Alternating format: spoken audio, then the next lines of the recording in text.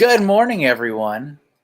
Welcome back to the Doodle stream, where every Friday across Twitch, YouTube, and Facebook, we spend 3 hours together while I attempt to doodle out your ideas and suggestions from the chat. I pick the theme, you pitch the ideas.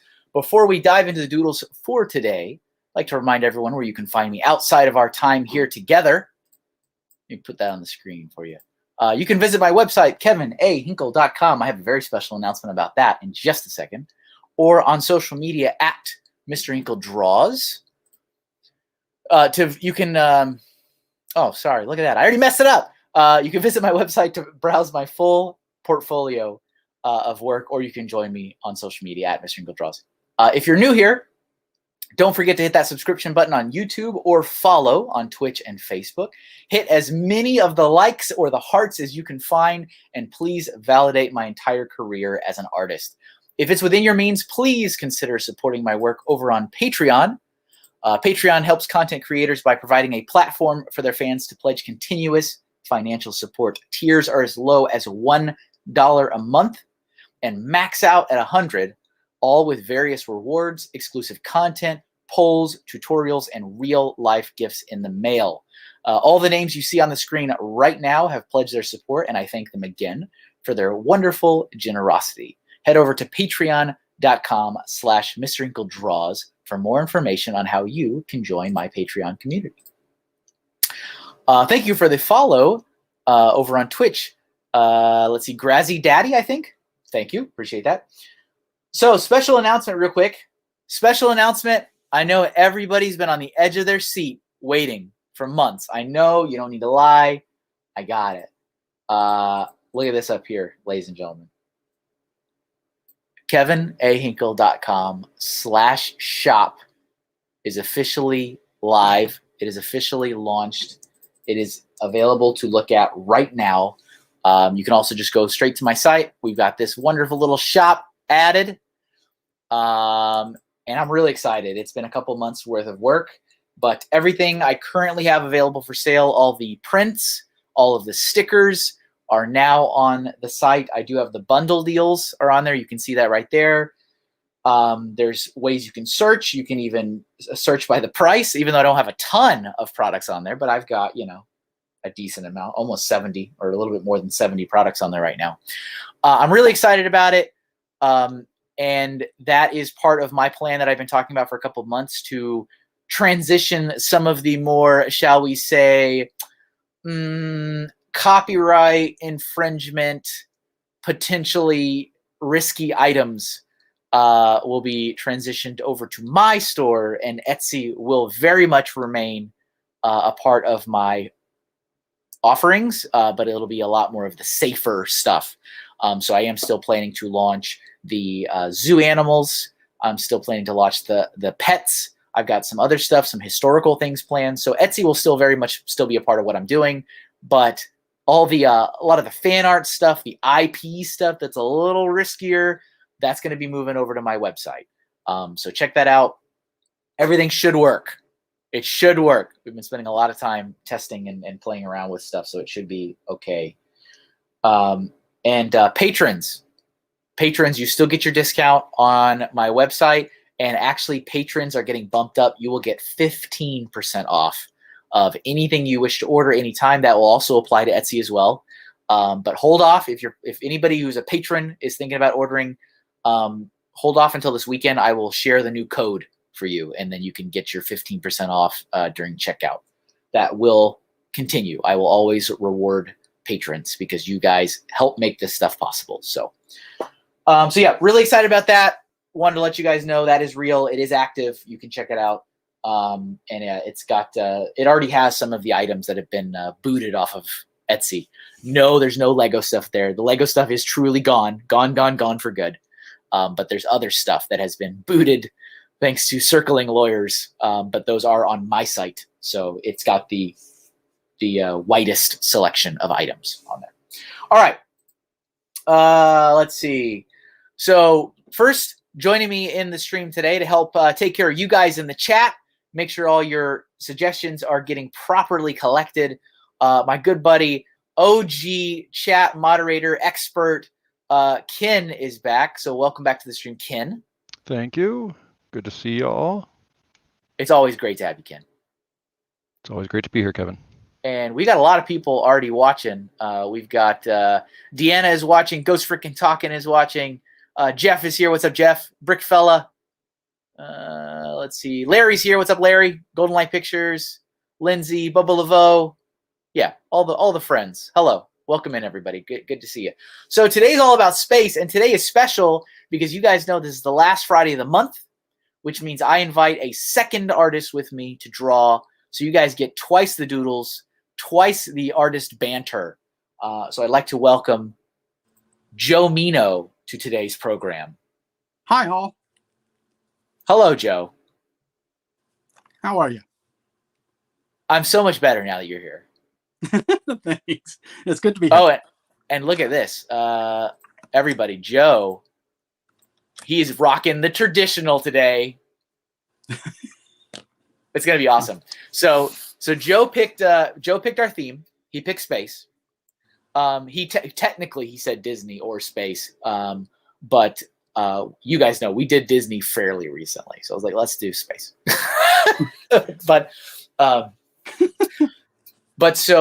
And we did a warm up. That's what you guys were looking at. I did a warm up of the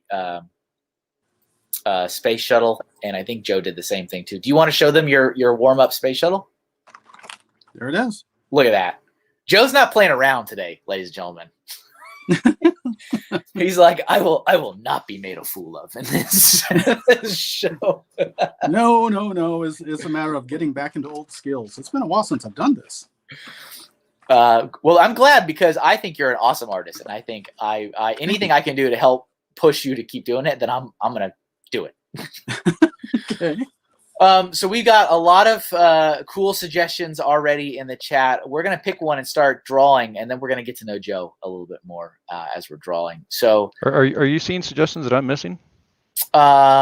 I was trying to make people feel better. Ken. Well, they need to get out there and suggest stuff. Get out there and suggest something. We've got a few. We've got so far we've got Jason X, of course, because Nick. It wouldn't be proper if Nick didn't give us his spooky suggestion. So we've got Jason X, we've got the 9 planets, Tesla in space, and one of the crew of the Nostromo in a full spacesuit. Do any of those tickle your fancy, Joe? Holy smokes! And if we could get the Sistine Chapel. Go ahead. Holy cow! Oh my gosh! Okay, now they're starting to come in. Okay. The only thing that well, we've got the Tesla thing and the Nostromo crew member come to mind, but the problem is oh my gosh, when's the last time I've seen that? I know basically what it looks like. Oh, and you're using your phone, so you can't necessarily. Well, no, I have my laptop over here. Okay, I was gonna say, how do you look up a reference? So, well, that's one of the reasons why I draw fast is that I tend to remember quite a few things. And let's see, we have a couple more. If any of these, let's see, we've got the Serenity from Firefly. Let's see, Fazoom as a rainbow Lego spaceman. Okay, it's interesting. Okay, and then did we have a star? I thought Star Wars, saving Star Wars for next week. Oh, I should do that, shouldn't I? Yeah, what's up, Bubba? Whether Kevin knows it or not, the theme next week is Star Wars. Yeah, I guess it needs to be, doesn't it? What is next Friday? Is it next Friday is the 7th, so it's not quite, Not quite, yeah. But I should do it because marketing. All right. Yeah. I need to remember that. Okay. Yeah, and I have done a Serenity, but I tend to break some of my rules when I have guests around because they're guests. Got to make them feel welcome. So what do you think, Joe? Anything calling out to you? The Nostromo. Okay, crew member. Okay, all right. I'm gonna put that on the screen so that people know what we're working on. That was Jeff. Jeff. Yeah, so you had to pick something interesting. Oh my gosh. I am looking it up. Ooh, Borg Cube. That's a good one too. All right. Where did that? Oh, here we go. Put that on the screen. And there we go. So we're gonna start drawing, and Joe can tell us anything he wants us to know about himself. Do you like long walks on the beach, Joe? Yeah, There you especially at night. Perfect. Actually, a lot of this space sketching is stuff I used to do when I was young. I got into college doing this.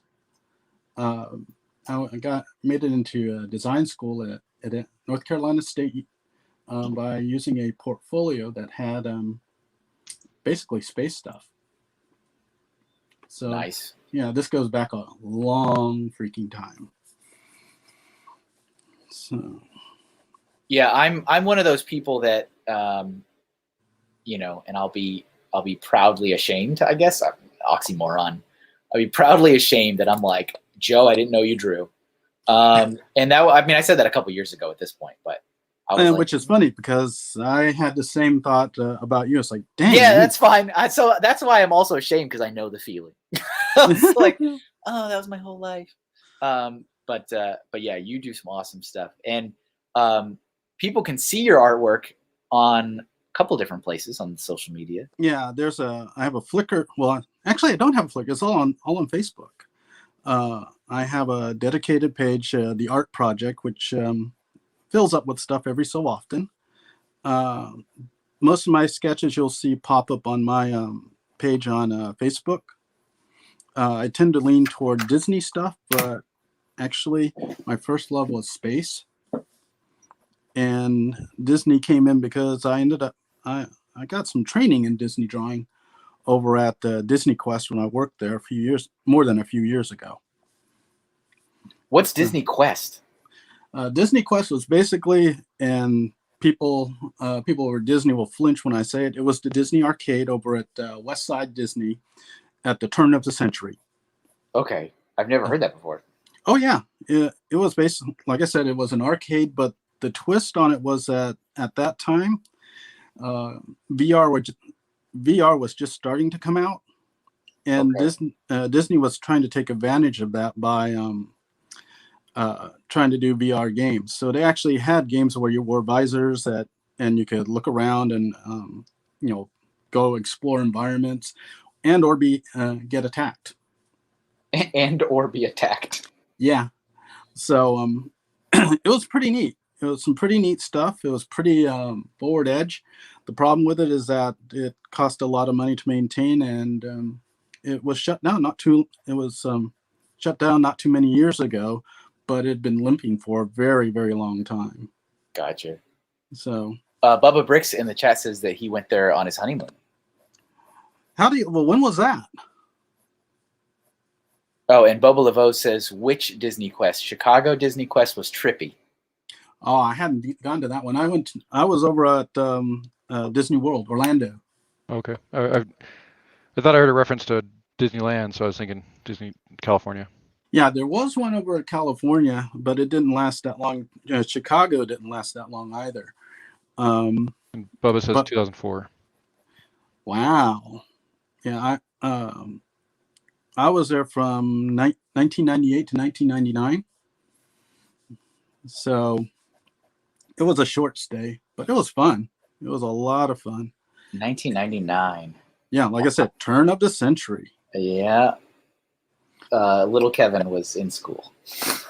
98, 99, I was graduating high school, kind of. Wow. See, I was. Wait, how do you kind of graduate high school? Well, that's the year. That's the year. 99 was the year I spent in Australia as an exchange student. So okay. I was flaking off getting my two electives that I needed to graduate high school in the U.S. I was like, Ken's got a secret jaded past we don't know about. I was like, well, I kind of did it. I had to do some. No, I ditched all that senior year stuff and Gotcha. And went and drank too much. Hey, that's what I did. Rite of passage. Yeah, well, I mean, it quickly dawned on me in college was do all those stupid things before you get into real life. There you go. So that's actually pretty good advice, I would say. Do all the stupid stuff until things matter.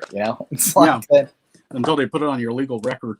Larry says that's a decade after he went through high school, and Larry, somehow we still get along. Oh, good times. Oh, Now so that- you know what? Speaking of, all right, so speaking of Alien and this whole thing, I finally, I mean, I'm what 20 years late or whatever, but I have watched most of the James Cameron Avatar film. well, given that it's so long, it's like, Yeah, I have an hour left. yeah, it's like, yeah, I can understand that. I But saw it. I saw it the first time around, Yeah, and it was a great flick. But yeah, afterwards you're going, good lord, that was a long film. yeah, and it's like, so I've never seen it in my life, and it became a thing where after a certain amount of time, I'm just like, I feel like this is just now overhyped, and I don't want to see it out of principle of not seeing it. And so I didn't see it. I didn't really necessarily have an interest in it, but I'm like, you know what? Let me watch this finally. And so I've been watching it, and I have enjoyed it. Like, it's been a pretty good film. The question that keeps popping in my head is, I'm like, is this connected to the Alien franchise? Because I feel like it is. And again, I've only seen Alien and Aliens are the only films, but I like, there's this ominous company. There's the company guy, the military branch, the science branch. We're on an alien. I'm like, this has got to be connected somehow. Like, I mean, like I said, I'm probably 20 years late on all this, but Wait, I feel like it. what It is. what are you talking about? Avatar? Yeah. Like, I feel like it's in the same, Oh, I don't think so. like, so I haven't finished it, but like, Oh. so far I'm just like getting the vibes of like, this is just like in the same, I feel like, and like at the beginning of the movie, they started with them like sleeping in cryospace transit, right? Like, oh, it's taken a Well, couple you got a years. point there. And I'm like, wow, there's a lot of similarities between these films. What's up, Reed? Watching over on Twitch. Hello. And Cody. Hello, Cody. I have not watched Avatar in 3D. No, it's on my phone. I think I watched it when it came out and probably a couple times afterwards, and I haven't seen it in years. Yeah, I don't think it. I mean, again, I haven't finished it, but I've enjoyed it. But I'm just like, I don't know.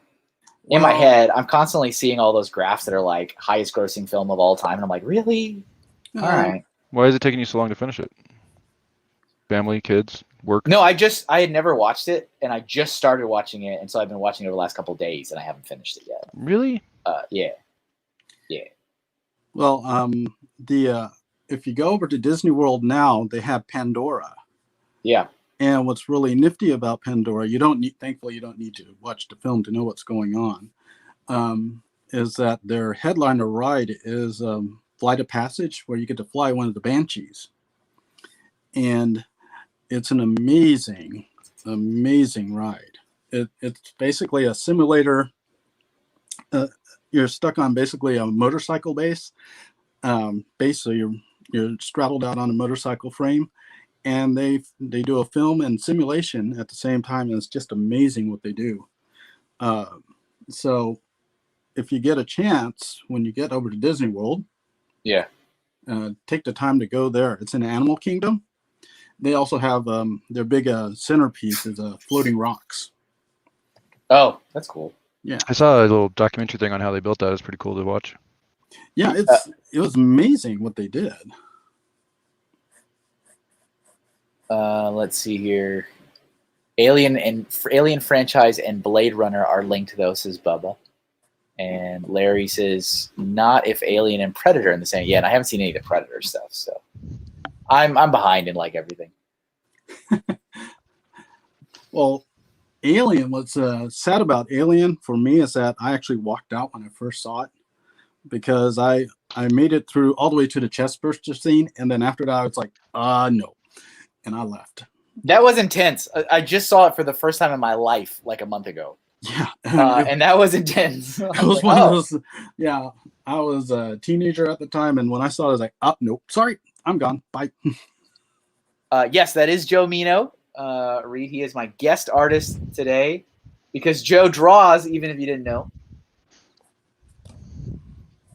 Yeah. What's funny is that this spacesuit is really, really complicated. Yep. Mm-hmm. Was that a stalling maneuver on the part of the person who suggested it? Well, maybe, perhaps. They like to throw the complicated ones out first to, make sure you're really warmed up.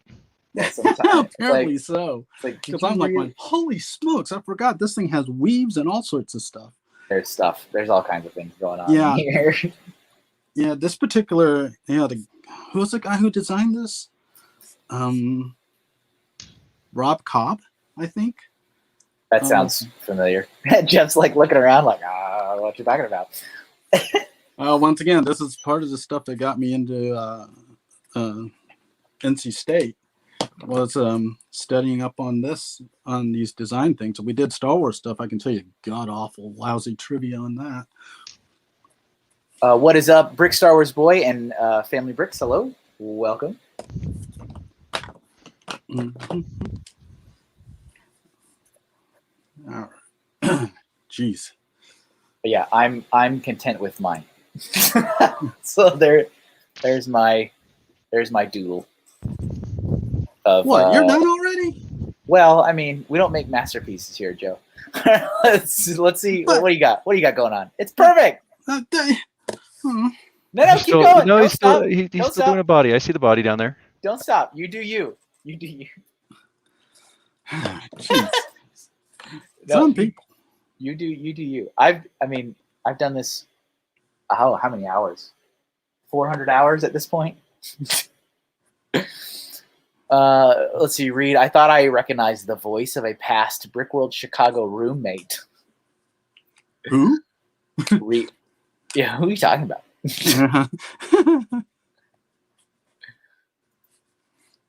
Let's see. Did you see that it's Reed's 3-year anniversary today?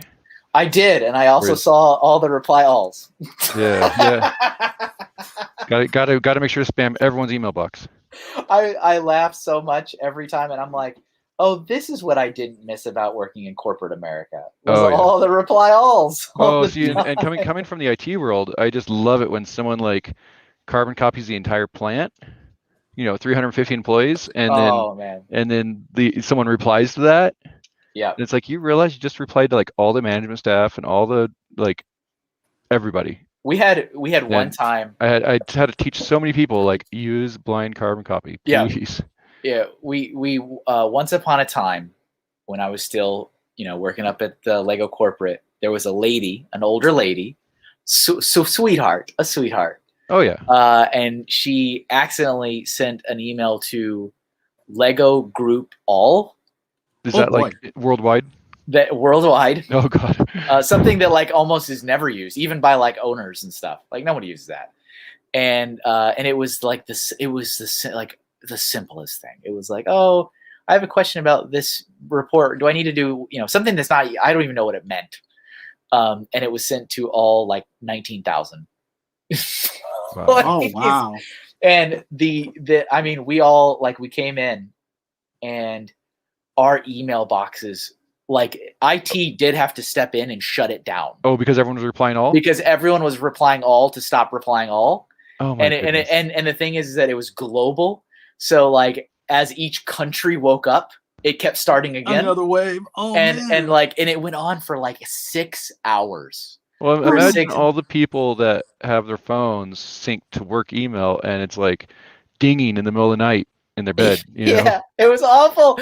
It was so. But I mean, we laughed. But yeah, IT eventually had to do some. I mean, you probably know more than I do, Ken, but they stepped in and did some hard stop on that email string. Yeah, and I was like, wow. Okay. Well, they probably also should have, and they should have done this to begin with. They probably went in there and restricted that group so only certain people can email it. Probably. I mean, that's like I did IT. My last IT gig was a company of 40 people, and our all distribution group. Yeah, I when I set it up, I immediately set it up that only one person can email it. Like, you have rights to do this, and this is how you do it. You do blind carbon copy, and anybody else replies, and it'll get rejected. It was so ridiculous. And we kept we couldn't do anything because just all day long, bing, bing. For 6 hours, and then eventually they were like, enough. But yeah, the number of reply alls to not reply all, and it just never ended until they ended it. Wow. Good times. Huh. Hello, Sasha Bear. let's see. Sasha Bear on YouTube says, barely awake, 7:30 in the morning here. Well, thank you for watching. I know it's early for pretty much everybody but East Coast. Joe's artwork is amazing. So worth waking up early. Would love anything Star Wars, please. There you go. Thank you for watching so early. Appreciate that. Okay, I think I stop. Oh, okay. You don't have to. Well, I'll come back to this one. I'll finish Okay. it. All right. Let's see. So I'll pick the next one from our list here of things to do. Let's see. Oh, let's do a lunar lander. Because I did one a couple months ago, and I didn't necessarily like it. So I want to do a better one. Okay. Brickfella suggested lunar lander. Where did you go, Brickfella? The real one or one off the top of our heads? You control the action, Joe. Okay. All right. Just curious. Yep. No, it's not any more specific in the suggestion. So. What's up, Ray? We got funny fixes here. Sorry I'm late. Hey, Joe, says Ray. Hi, Ray. Let's see. Reed says, I guess I will need to look into BCC to keep Kevin's sanity. Yeah, that'd be. Yeah, and I mean, Reed, I don't think it's a big deal. I mean, it's. I like, laughed. The nice thing about it is I get like access to everyone's email account. Like everyone's email address. I'm like, ooh, if I want to do a stream and just invite the whole world, I now know all the Lego people in the world between Reed and yeah and Bricksmith. It's funny because what's up, Canadian Papa Bear? When I saw Hoosier replied, he was the first, and I go, I know where this is going. I was like, oh no. All right, let's see. Which one I'm going to do this one, I guess. I don't know. And I admit I was one of the ones that replied all. Oh, you did, didn't you? Yeah, I did. It's fine. Like I said, there's only like 3 of us that did. It's not really that bad. So far. Well, the stream's tonight. That's true. We shall see. It did remind me, though, of many times in corporate life, and everybody always replied all to say don't reply all every time. And that's funny. Like, what are you doing? Why are you doing this? Why do you hate me? Just delete the email and move on. Why do you hate me? The only thing I ever do is I reply to the original person directly and say, hey, next time use blank carbon copy. Yeah, that's yep. There you go. That's it. So let's see. Tell us more about yourself, Joe. I'm a science geek, and Brick Journal magazine was basically done because, well, somebody dared me to. So yeah, that's kind of an important thing. If you didn't know, he has a magazine. I tend to forget about it unless I'm working on it. Yeah, I've been in the Lego community since like '97, maybe. So I'm quite old. I'm not first generation AFOL, but I'm pretty darn close. I'm quite old. So 97 was about the start of my Dark Ages. Okay. So how do you really feel, Joe? Wow. No, I was like, I feel really, really I mean, old. you've probably seen a lot of things start up, die down, a lot of people enter, go away. Yeah, and it's interesting because there have been times when I've wondered about being, hanging out in the community and longer because there's a lot of things that have changed to the point of basically things are completely different. Yeah. Yep. And it used to be, way back when it used to be a very small, tight-knit community, and as things got bigger and bigger, what used to be easier to do became harder to do. Doing things like getting event support from Lego for conventions used to be very easy, and then it got really hard. Yeah. So, but and likewise, the community has gone through more than a few growing pains, and every time they have growing pains, you end up with a new set of websites to go with it. Yeah, that's a fair point. That's true. we get tired of it, we go to our own new place, yay! Until we get tired of it and we get our own new place, yay! And it's like I've seen this happen 2 or 3 times. What's up, Bama Bricks is here, and Bubba says, "Be right back. I have to reply to an email." What's up, Brickman Mosaics Art? Welcome. So yeah, there have been some great things concerning, even concerning space, because one of the things I got to do was visit Houston Space Center, because I built a mock that somebody saw on, actually, a lot of things happen when you're on Brickshelf or on Flickr and somebody sees your work and they happen to be in an interesting field. I've been able to go to Walt Disney Feature Animation because there was an AFOL who worked there. And I also went over to Houston Space Center and did a VIP tour because, because there was a fellow fan who saw my stuff, and we just started talking, and I noticed his email address and asked him what he did. And it turns out he was the guy in charge of training astronauts how to spacewalk. Oh, is that all? That's all. that all. But it was one of those things like, really? That's cool. Yeah. So what about you? Me? Yeah, you. Surely you've done some stuff. I've done lots of things. Yeah. So? I mean, in particular, is there anything? I was caught off guard. I'm like, wait, what? Me? Well, yeah, I'm curious. I'm allowed to be curious about you, aren't I? That's fine. You can be. I'll accept that. I'll accept the terms. Didn't you watch Forever Sorting? I guess not. Yeah, I mean, obviously, well, so what's interesting, I did a podcast last night about my art, my freelance business, and I talked about how extremely different my second attempt into freelancing has been, thanks to the network I built from the Lego community, than the first time when I literally had nobody that wanted to hire me for anything. And that's just like, I can't take that for granted. That's very, very real. It's a network that's been established.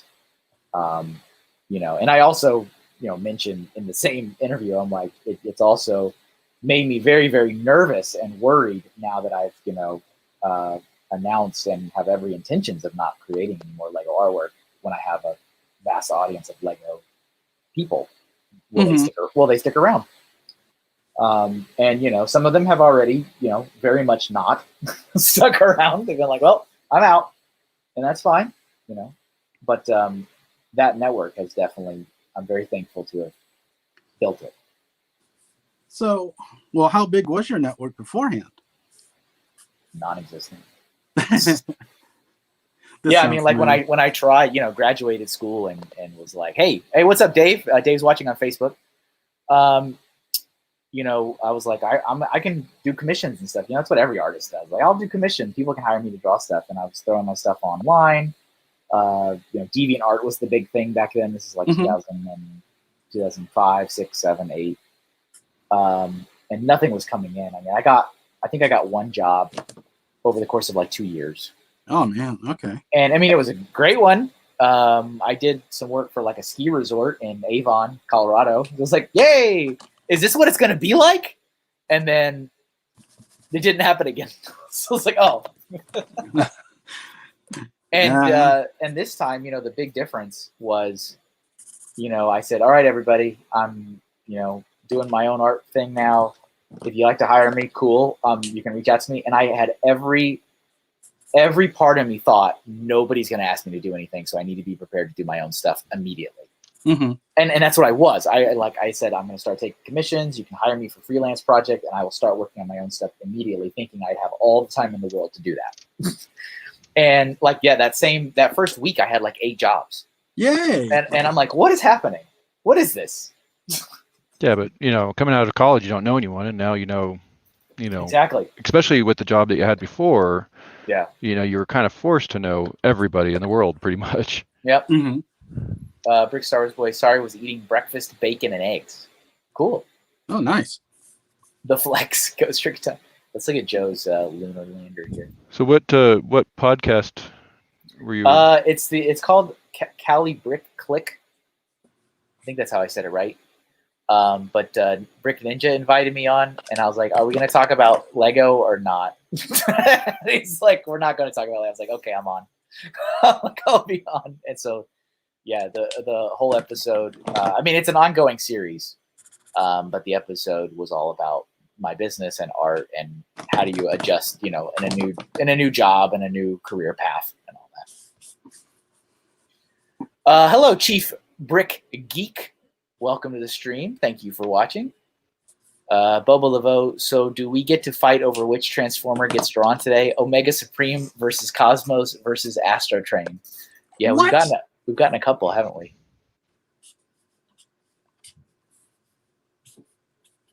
It's looking good, Joe. You're quick. I'll give you that. Yeah, that's the training. Well, no shade at all on my previous guests, but sometimes I get prepared to slow down during the multiplayer episode. Well, I mean the spacesuit, that alien spacesuit. My gosh, that's all. Are you ready? I'm gonna hit you on the head with this 2x4.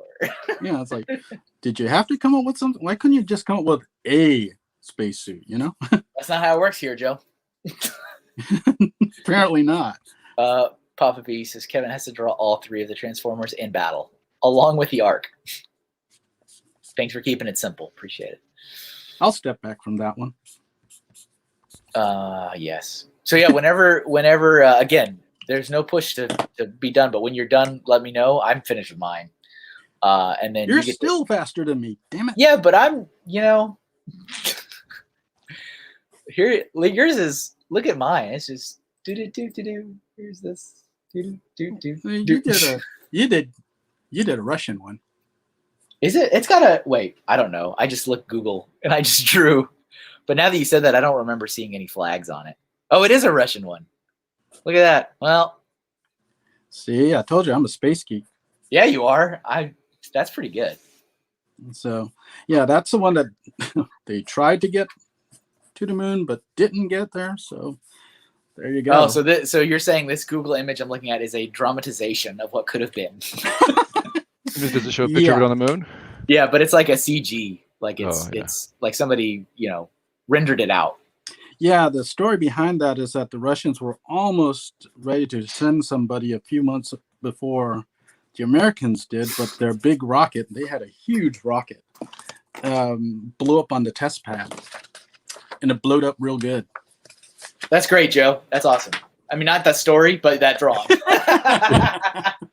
That drawing is great. As soon as I said that, I'm like, he's gonna think I'm saying that about that story. That's a great drawing. Thanks. Sensitive Kevin for you. Yeah, I'm. You know what? I'm trying to be sensitive. Okay, so you get to pick the next one, Joe. We've got let's see, we've got a space princess. We've got a bunch of Transformers. If you're feeling like drawing a Transformer, the SpaceX Starship, Ming the Merciless. SpaceX Starship. Is that the car with the dummy in it? No, I don't know. I assume it's the prototype. The big old, it's the big prototype that they keep on blowing up. Here's one for a black hole. Oh, you mean the silo? Yeah, the silo. That's all it is. It's like a grain silo. Yeah, it's a grain silo that they send up, then they let it fall back on its side, and then they try and land it. Blowing up in Texas on the pad. Yeah, there's got to be an industry for that. So, all right, what was the what was the list again? What was the hit list? So do you know how to get the private chat? Oh, he's because he's using his phone, so it's hard to see it. And also, so we got a Borg cube, Serenity from Firefly, a black hole. We did the lunar lander. How about a Borg cube? A Borg cube actually would be really fun. Let's see. How about a Borg cube by a black hole? I like the way you think. 10, that's going to be interesting. 10, 15. That's like, how in heck's name do I do that? All right, here we go. Put that on the screen. Borg cube. And let's see. And I'm gonna leave you up on the screen for just a second. I'm like smelling something burning or something. I'm gonna look upstairs and make sure my kid's not doing something dumb. So I'll be right back. Family Bricks is saying no. That's the Mars prototype. What was the Mars prototype? I don't know. So we're talking about SpaceX Starships. Let's look at. Yeah. Yeah, Starship is, like you said, it's basically an aluminum silo. Nothing too exciting Yeah. about that. Yeah, when I'm verifying in Google, and that's what it shows is that little silo that goes up and down, Yeah. blows up. It's like they're getting better. They're saying the next one actually should do its job. So, But when I Googled SpaceX Mars ship, it shows the same thing. So well, it should be relatively the same. yeah, there is what I would think of would be the big one that actually does the planet to planet transfer versus just Okay, I think I figured out what it was. It's okay. just toast. My neighbors are they've got like all the lawn folks over there with the big mowers that they're like riding on, and I feel like I'm smelling gasoline is what it is. Oh, okay. I was gonna say, are you in one of those places that's allowed to burn slash? Yeah, I think so. Oh, or they're yeah. burning children. They're burning kids. Oh my god!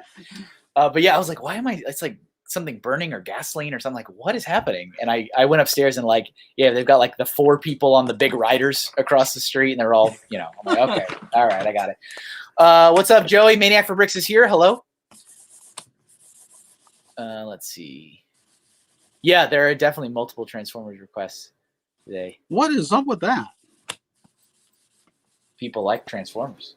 Well, Papa Bear, that's his claim to fame. He's got an impressive record if you really dive in. So each year he picks a theme and he suggests it all year long. So like last year was a video game series called Shin Megami Tensei, and so he suggested characters from that game series the entire year. And this year is Transformers. See, wow. I thought I didn't realize that it changed per year. I thought it was always just the Shin Megami Tensei. Oh, that was a 2020, Ken. Oh, okay. 2021 is the year of Transformers. I didn't realize we had transitioned. All right, let's. I should now start now that Joe's almost done. Let's see here. No, this one, the great thing about it is just I can let go because the Borg, the Borg is just a cube with lots of detail. I saw so I'm a big Trek fan. I saw one of those dumb little like ads on like a YouTube video that you're like, why are you showing me this? And it was for a mobile game, and I was totally sucked into it. And I'm like, oh no, do I need this game in my life? But what caught me is that it was Michael Dorn speaking, and he was speaking as Worf, and he's like, come in, can you hear me? And it was animated. It was the style kind of reminded me of like almost Disney Infinity style. Like it was slightly cartoon, but realistic. I think I know what you're talking about. Yeah, and it was Worf, and he's sitting on a bridge of a starship, and he's like, we're in trouble. We need your help. And then all of a sudden it like was flipping back and forth between game footage, and it's like a mobile game, and apparently all the timelines have crossed over each other. And you and you build teams. And so they showed like Janeway fighting with like Michael Burnham, and then the Borg Queen, and like Spock had just like fallen down. And I'm like, do I need this in my life? I was like, what is this? And I watched the whole stupid ad. It was like a 5-minute ad on some video I actually intended to watch. And I'm like, this actually looks really good. And I don't know if I'm going to fall in this trap, but I feel like I'm going to fall in this trap. Wow. I played a couple of Star Trek mobile games, but I mean, I feel like most mobile games are not that great. And they're just, a time waster, and you do that. But I mean, I don't know. I think it's because they got Michael Dorn to voice it is what snagged me in. And I'm like, it's Worf, and it's Worf voicing Worf. And I was like, what is this? I need to help Worf. What could you ask for? Yeah. I got to go help him. He needs my help. But so that was something I saw recently. And I think it was like Star Trek. What was the name? Legends or something? Yep. Yeah, that's actually on Apple Arcade. And you're familiar. Yeah. I played Star Trek Timelines and Star Trek, what's the other one? Starfleet Command. And Timelines is okay for a while, but gets boring. And Starfleet Command, Yeah. It's a very long game. I don't It's ever been- remember playing a Star Trek game that I was excited to play. I was like, eh. Video game, Starfleet Tactical Simulator. You can over at arcades ages and ages ago. That was a cool game. Yeah, so here we go. Pink Wheels 3 in the chat. Hello, by the way. Welcome. I see the theme is space, and is Fazoom here? No. Chris No, is not here. I sent him a message though, saying, "Hey, where are you, dude?" Isn't that great? I'm never going to forget this. No, I even sent him a message like right at the beginning, saying, on Instagram, saying, "Hey, we need you." This is for you. It was all for you, Chris. He's probably somewhere doing something really important and just freaking out because he can't be here. I bet he's at Waffle House eating. Probably not. Well, then he would at least join on his phone if he was. That's true. He does usually pop in from the Waffle House for a little bit. Resistance is futile. Man, that gasoline smells strong. Ugh. If it's not one thing, it's another thing in this basement. Let me tell you. How big is this yard that they have like all those ride-on lawnmowers over there? It's directly across the street, and it's the yard for like a business, so it's giant. Okay. It's like 4 house yards together. Gotcha. But it's directly across the street. Ugh.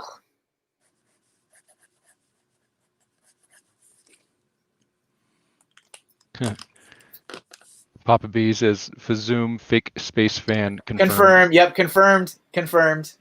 Absolutely confirmed. Absolutely confirmed. So what kind of markers and stuff are you using, Joe? These are all Prismacolor markers. Gotcha. Nice. This is these are much more flexible than what I used to get. Double tipped Prismacolor and Prismacolor pens. And what's cool about these is that these don't these dry really quick, and like I'm going to show right here inadvertently. So penciling disappears almost instantly, which is something I really, really like. Yeah, for sure. Let's see. Joey says, sorry I wasn't here last week. Was celebrating my mother's birthday, and then today's my brother's birthday, but I'll give him a call. Yeah, no problem, Joey. It's all right. Life goes on outside of live streams. No problem. Always nice to have you here. Yes, Pink, you can request that, and I will save it for you. That's so funny. Fake space fan. Confirmed. So something else I usually do, Joe, kind of my formula I've perfected over the years is the first hour and a half when I do this, I kind of treat it as like warm up. So I don't usually color anything. And then when I get to the second half, I start throwing color on stuff. But I mean, I don't go like in depth with it. I'm just like, man. But yeah, I like doing color, but usually I'm in too much of a rush, as you can tell, to really deal with it. So I just... Yeah. Is that a Borg sphere? Yeah. Yeah, it is. If we're running from a black hole, Lord knows everybody's running away. That's how it is. How's your cube going there, Kevin? Let's see. Let me switch it over. There you go. I put a little Enterprise in there. See, I'm not even like I barely know that the theme you guys are talking about, but I didn't realize it was so big. Yeah, it's gigantic. Yeah, it is a giant cube. Let's see. Reed says, I thought life was all about live streams and prepping for. No, that's one way to get in trouble. It's have your whole life be live streams. They are fun, though. It's a fun little thing.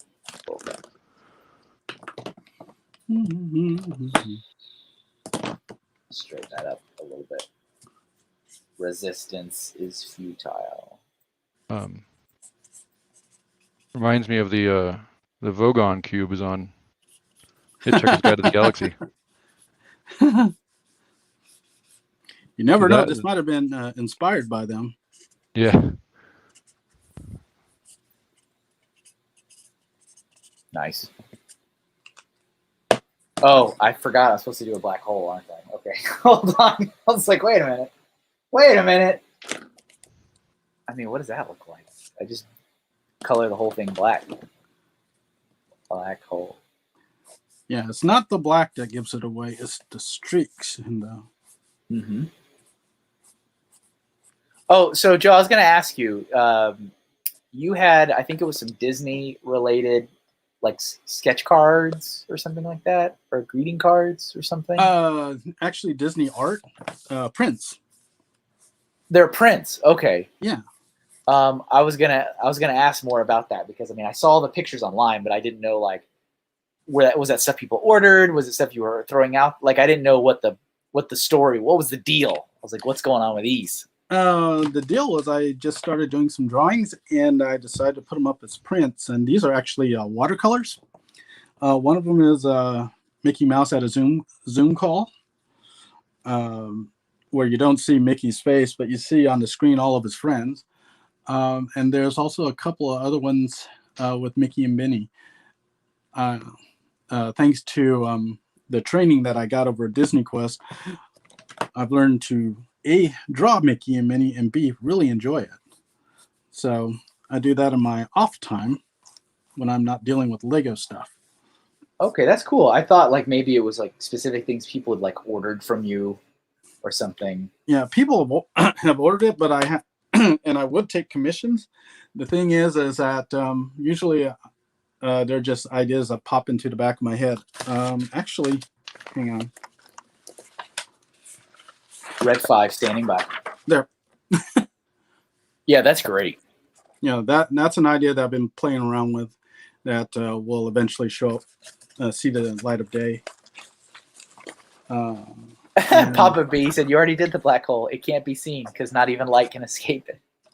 So and there's another one. Oh, this is Nice. weird. I'm looking at the phone.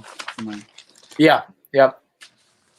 So yeah, that yeah, stuff's great. That stuff's really great. That's the stuff that I've enjoyed seeing, and I was missing when I noticed there was a little bit of a break in the posts and stuff. Like, oh. Yeah, they're a lot of fun to draw. It's just that for lack of a better term, it's the storytelling that I have to get better at. The ones I really like have some story to go with them.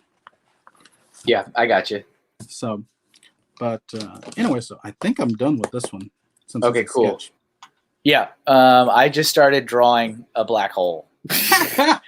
So there's, I don't even know, like, here we go. Here it is. Well, there you go. Yeah, that works. I'm looking at this, like, you know, the NASA image of, like, the orange. Mm-hmm. It's like a sun. Looks like an eclipse, really. But I was like, how do I do this with no color? I was like, I'll just do this. You smear it. That's what I would do. Yeah, so there it is. Perfect. Beautiful. All right. I'll shrink that. Okay.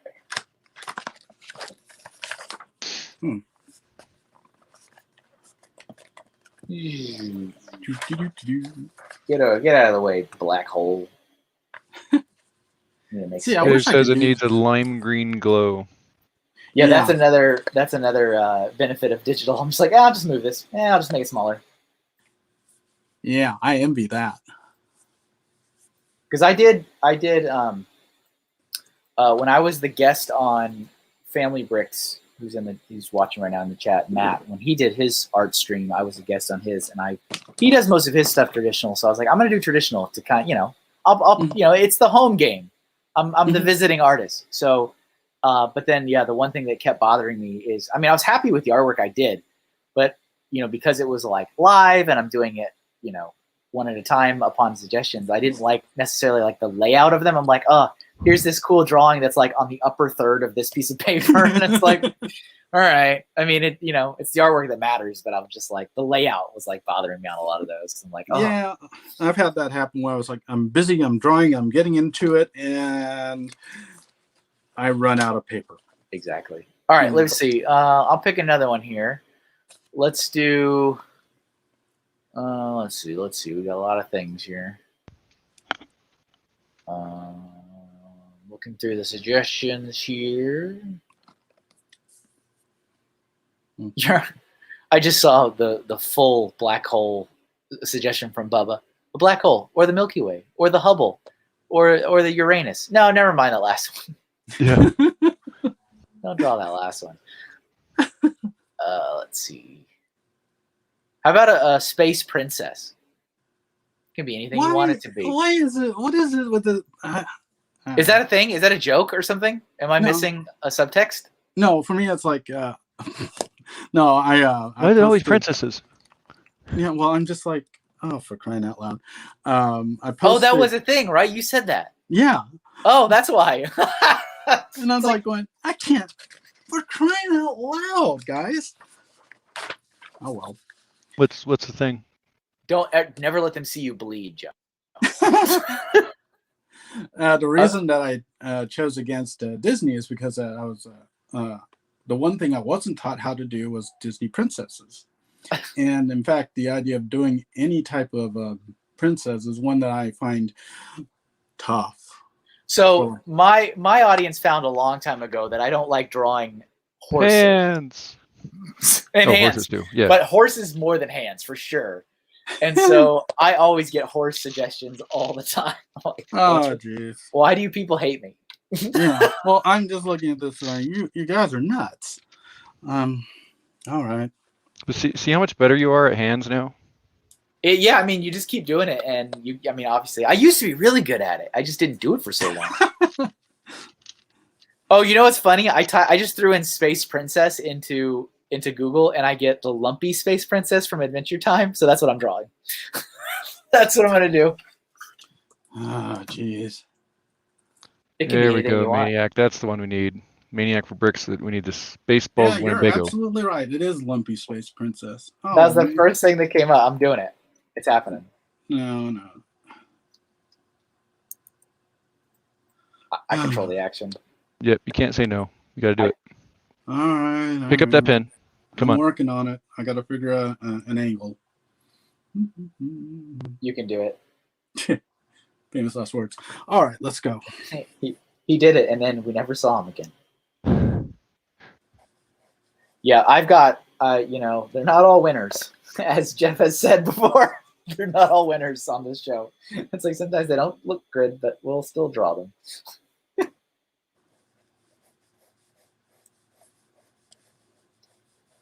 Let's see here.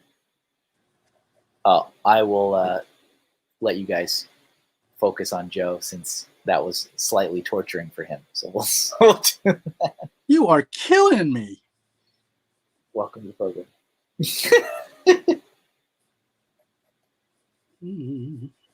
How about this question for you, Joe? If anybody likes the stuff that you've done today, can they buy it from you?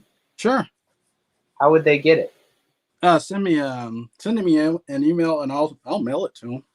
All right. And what the email would be? brickjournal@gmail.com. There you go, folks.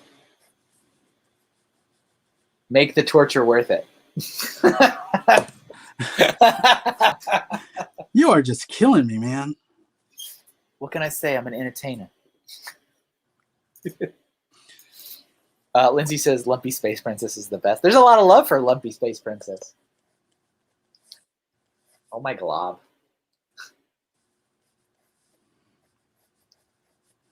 I'm not drawing these lumps correctly.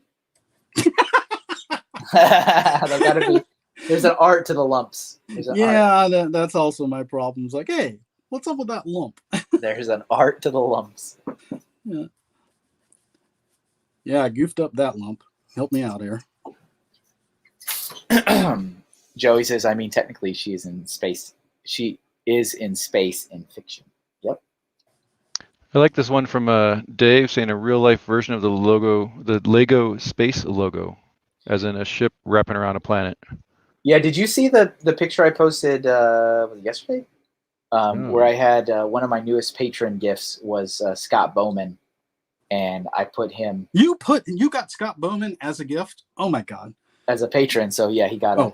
He got a gift illustration for, and I put the moon behind him with the Apollo going around it like the space logo. Mm-hmm. Oh, that's cool. I thought it came out okay. He liked it, which is all that matters. So I'm like, there you go, done, good. Yes, Larry. Joe's magazine is Brick Journal. Correct. Not that other magazine. It's Brick Journal. Are there other magazines anymore? Yes, there are. Really? I thought they were all gone. No, there is another. There is. How do we subscribe to Brick Journal? You can go to twomoros.com. That is TWOMORROWS, twomoros.com, and look for Brick Journal there and get a subscription. It is a great magazine. I do recommend it. It's a lot of fun most of the time. Around deadline, I don't like it, but that's part of the biz, right? Yeah, that's part of the job. And I'm still very grateful, Joe, that you let me throw my comic in there for a while. That was fun. Well, that was always a lot of fun to do. And I'm saddened that it's gone, but hey, you do what you got to do. Do what you got to do, indeed. It was fun, like, flipping back and forth between Greg and stuff. It was kind of cool. Yeah. I made it. But the man didn't want me to make it, Joe. The man was like, you need to stop everything. Yeah, that is just like, well, I can just do that. This is my reaction right here. That was how I felt. So it's like, but no, you had to make me draw a space princess. No, just kill me, you all. I went for the super easy route. Yeah. I'm not particularly known for going easy. So let's see what happens. Let's see how bad I can screw this up. All right, there we go. Is Brick Journal hiring? Asked Jeff. Do you That's want a great answer. do you want a short answer or do you want a shorter answer? We still have 2 hours, so. Unfortunately, Brick Journal is volunteer run. There you go. So you can go and volunteer. Yeah, there's nothing stopping you from volunteering, but in terms of actually although I will say, if you help out consistently, I will do what I can to do things. Wow, that looks awful. No, it doesn't. Stop it. It looks great. It looks awful. Actually, you know what? I'll say, if that's what you're saying about your artwork, then you have made it to the right stream. You have to at least once be like, "Oh, that's terrible." This. No, I feel like I got. You want to draw a lumpy space princess with me?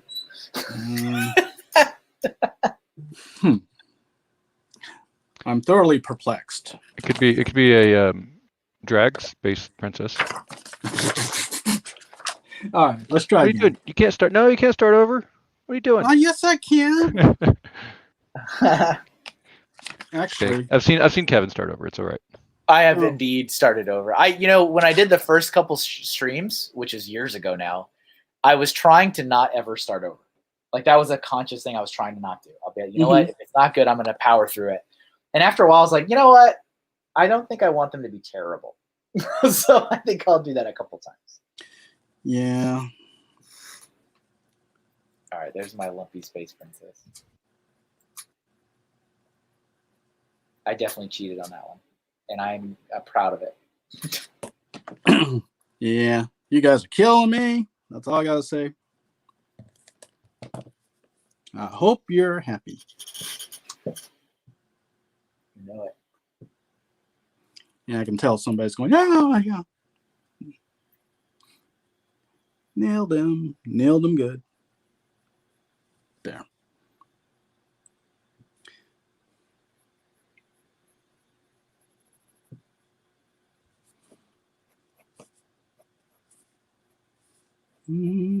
Okay.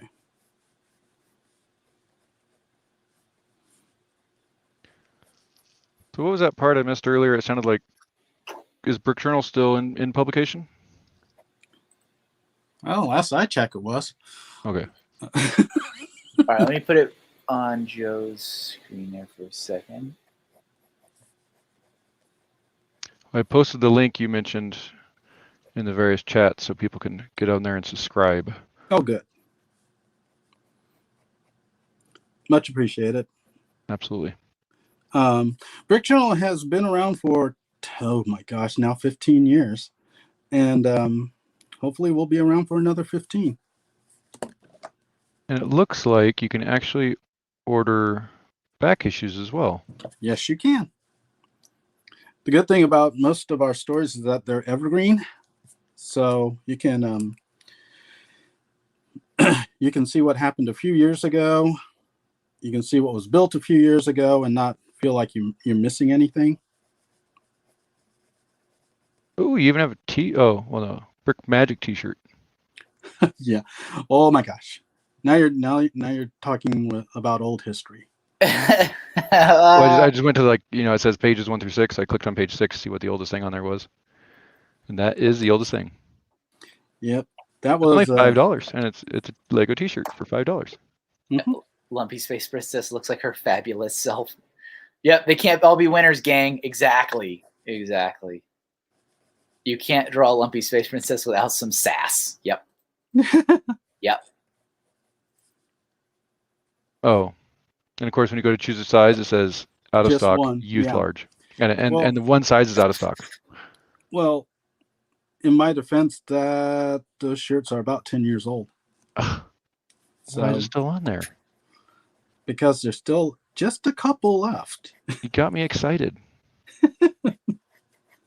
So the cool thing, you can actually buy the Ultimate Bundle, which, if I'm reading this right, is what, the first 50 issues of Brick Journal. For only $132.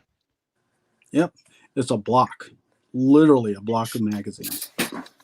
And it's all just loose magazines. It's not like a been combined into a giant book or something.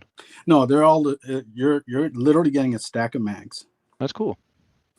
I'm gonna go grab. I can't. Yeah, I'm all kinds of. I forgot my power for the computer. I'll be right back. Oh, I'm sorry. Kevin. I'll be right back. I'll be right back. Ooh, and 62 has a giant blue train. I'm gonna have to check that one out. Yeah, the train issues are pretty cool because Cale Leapart and Brick Model Railroading help out on those. Nice. So the Blue Comet. Mm-hmm. Isn't that one of Cale's? Yeah, it says Brick Model Railroader editor Cale Leapart returns to talk about his Blue Comet, the seashore's finest train. And co-editor Glenn Holland introduces us to the L-gauge modular building standard, which I follow. So, yeah, one of Brick Journal's side objectives is to try and get all this information out, or put it in print and keep it in one place so people can refer to it if they need to. Yeah, because nothing's worse than like having a reference website that you use. I've had that happen where it's like I have a reference website bookmarked and I go to click on the bookmark and it was like, in this case, it was a Flickr photo album, and the guy made his photo album private. Yeah, that or it's gone.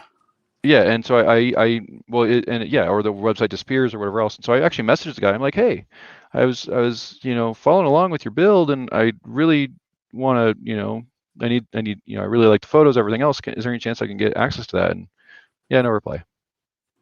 See, that's sad. And in this case, it was a vehicle. It was actually a car thing, not a Lego thing. So it's not like I'm trying to steal his Lego build. I'm trying to see how he converted his Volkswagen. So it's just like, oh, now I got to find photos. No one has good photos of it. That's a shame. Oh, and Kale's here and says, yes, the Blue Comet is my train. Oh, hi, Welcome Kale. to the chat, sir. And he's going, he's trying to draw a princess. Poor guy. Next time. That looks really good. Well, it looks better than the first try. Much better than the first one. The first one looked like a princess, or Look Yeah, like drag. a drag princess. Yeah, I fumbled the ball on the lips, and I just looked down. It's like, this is ink. You can't fix that. And Maniac for Brick Joey says, I picked up dozens of brick journals a few months ago, skimmed through each, and they work great as good resources. Thank you. Thank you. That's the whole idea. Actually, we're working on getting a photography themed issue for people who want to learn how to do photos, because that will ultimately help everybody out in the long run. Yeah, that'd be great. Do you need help with that? Always need help. Well, Always open for help. Well, he's probably going to be a little busy, but we have a member in our lug who is really good at photography. Really good at Lego photography, but he just might have gotten really busy. No. Who is it? Some Moto. Oh, yeah. Yeah. So those of you who know who he is and follow certain TV shows know why he's really busy all of a sudden. Yeah. Okay. I'm sorry about that. Oh, you're fine. I got it hooked. I had to rearrange the cord, but I got it. I'm good again. I'm good. We have power. We're back. What's up, Kale? Hey, Kale. Nice to see you. Yeah, we're talking bad about his stuff. Oh, that's okay. That's fine. I was drooling over his blue comment. Yeah. Man knows trains. That's for sure. Larry's birthday's coming up. Oh. Well, he wants me to buy him Brick Journal. Yeah. Clear out and try it again. I'm still quite proud of my decision to just do Lumpy Space Princess. Yeah. Thank you for joining from Brazil. Hey, what's up, Wagner? Hi, nice to see you. Welcome. You guys get all the people. I mean, sometimes we have 20 people watching right now. Oh my gosh. And remember, all you awesome people across the internet, if you're not already subscribed on YouTube, please subscribe. That would help me out a lot. If you're watching on Facebook or Twitch, you can hit the follow button. Hit the like, hit the heart. Those are the only way I know anybody likes anything I'm doing. So please do those. Do all the things. 835 subscribers. Oh, yeah. Cool. Slowly but surely. Oh no, I'm sorry, 836. Oh. Someone must just subscribe during the stream because I refreshed my window. I was just realizing actually yesterday that with very few exceptions, there's a couple exceptions, but I've almost posted something artwork related across all social media platforms for I think 18 months now. Wow. Every day. Once every day? Yeah. That's crazy. There's a couple exceptions, but for the most part, every day. And what has it got me? I don't know. Has it got me anything? Maybe. But it's like it's all about trying to beat the algorithms and stuff, you know? It's like yeah. I think that's I think that's one of the things I'm running into with the Brick Journal website. Yeah, if you're not posting, you're dead. Yeah. You know what I'm saying? It's Bach. Well, and even like the Google algorithms and stuff in Google search, if it doesn't see a current post on there, your results drop. You know, it drops you down the result list when someone's searching for something. Yeah, that's awful. And so I mean, I'm constantly like trying to, go back and forth with, do I share? I don't really have anything new right now. I'll like see like when was the last time I shared this? I'm like, oh, it's been 4 months. They don't remember. Yeah. I'll do this again. Or like I'm sure you have some random like doodle, like literal paper doodles, or even these kind of doodles that like on a little margin, like, oh, I just doodled this today, and just whatever. There's some things that I've done. Yeah, like I have a file here on Photoshop that I'll just use to just. It's kind of like this, but my own sketching and doodling. Yeah. Mm-hmm. And there's been a couple times now where that's come in handy. Where I was like, wait. It's Superman's birthday. I have a Superman drawing. I was like, right. There you go. That was timely. Yeah, I should think of stuff like that. Okay, next. Let's see the final. Hold on. Let me switch it so you can see the final Space Princess. Is that a rifle? What is that on the shoulder? Okay, that's appropriate. I like it. All right. So you're next actually. So you get to choose the next one. Kind of reminds me of an anime character on Cowboy Bebop, or no? Cowboy Bebop? Oh gosh, I What's the forget. other one I've been watching lately? I forget the movie. No, she's not Cowboy Bebop. It's Yeah, I forgot the name of the movie. Are you sure it's the same one he's thinking about? no, No, it's not. probably Because I'm not. thinking of a TV show. He's thinking of a movie. Mononoke. There we go. What are you thinking of? Princess Mononoke comes to mind. Mononoke.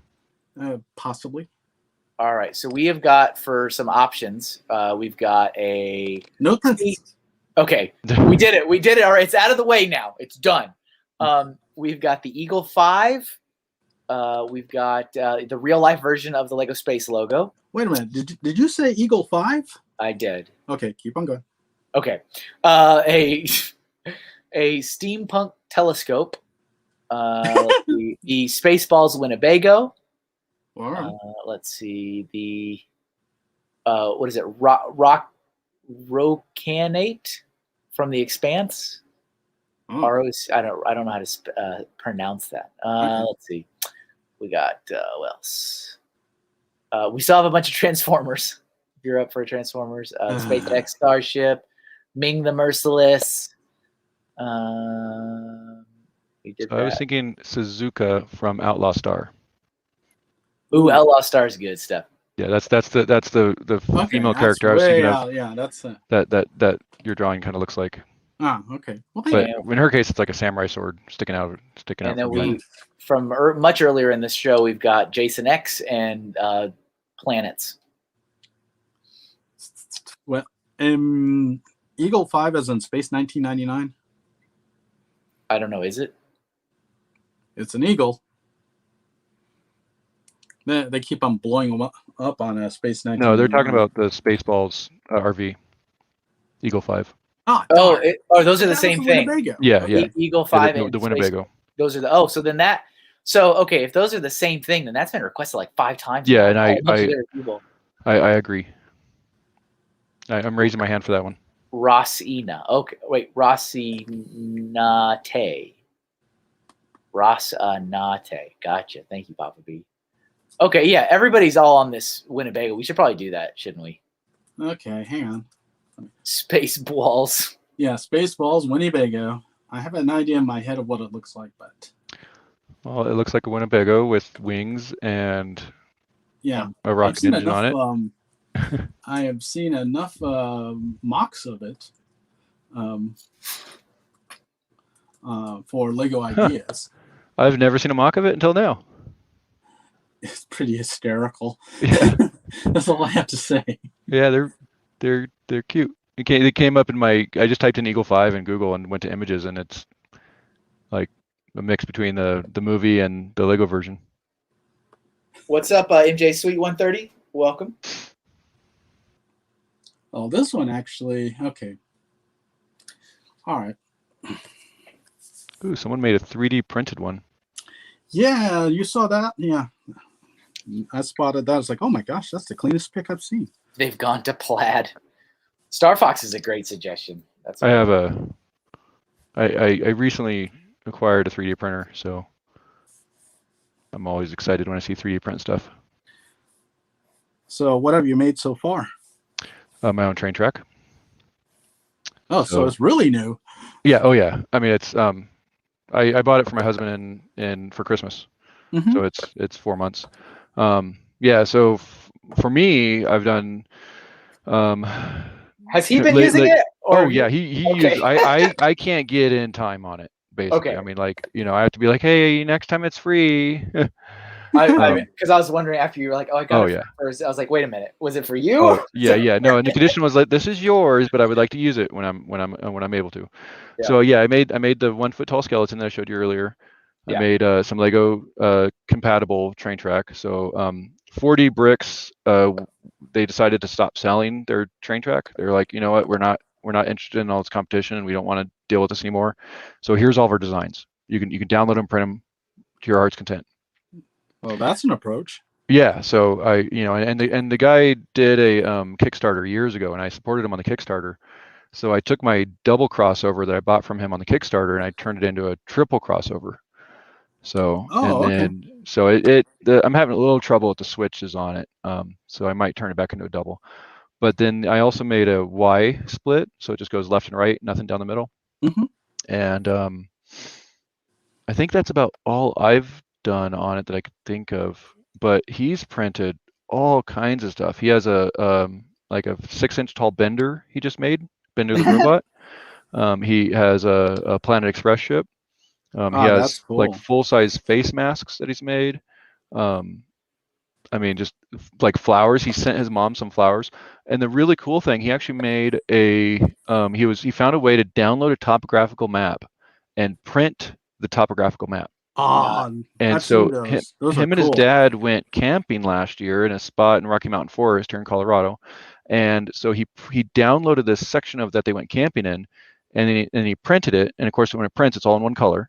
So then he hand painted the whole thing, and it That's painted so in all the neat. water lines and all the green, and like where the forest, the a certain height in the mountains, the forest changes. Yeah. Tree line is Yeah. what I'm thinking of. Yeah. Mhm. So there's no trees above that, so he painted all the gray rocks above that, and then he clear coated the whole thing, and it looks beautiful.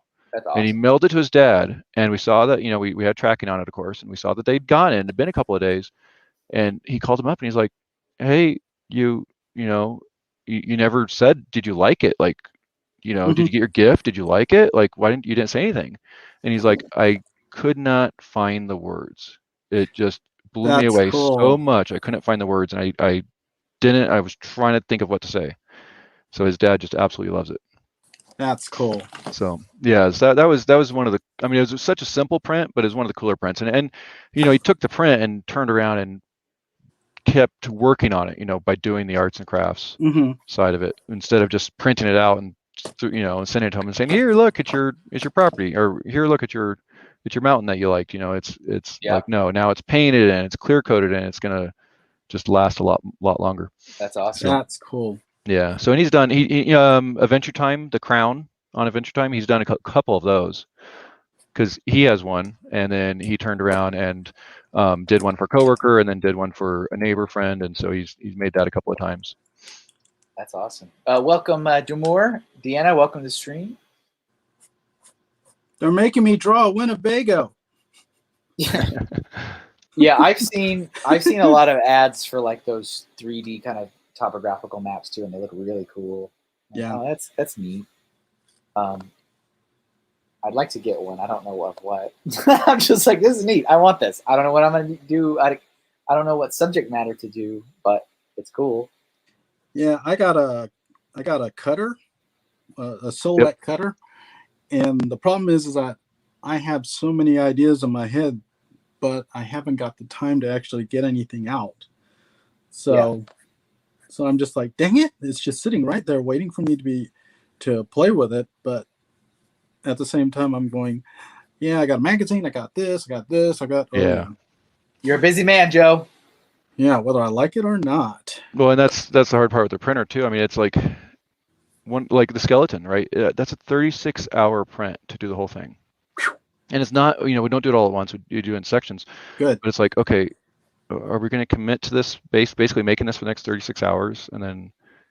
You know what's interesting is those 3D prints. I don't think I've ever in my life have seen a 3D print occur in real time.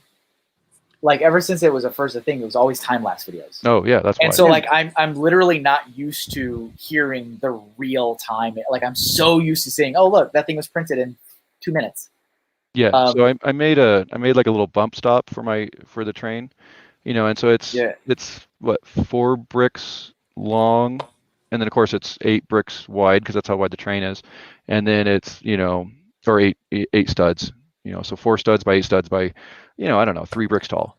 It takes 30 minutes to print one of those. Yeah, tiny. I mean it's 2 inches by 1 inch by 2 inches tall, and it's hollow. It's hollow inside. So what kind of printer is it? Oh, I bought the and I'll forgive me anyone out there that knows how to pronounce it. I bought the Prusa. Okay. Prusa. It's a little more expensive, but it's kind of billed as the original home built 3D printer. So they're back in the day, Prusa, they used to have like kind of like Like you literally make your own 3D printer using these parts. And Prusa started designing better parts for this design, this 3D printer that you can make yourself. Mhm. And he kept, you know, making it better, making it better, making it better. And then he finally just like, well, here's my version of this printer. And he made his own printer. And then so now that he's kind of come out with that, other companies have started copycatting that. And like Okay. the Ender 3 is the one that everyone has, the Creality Ender 3.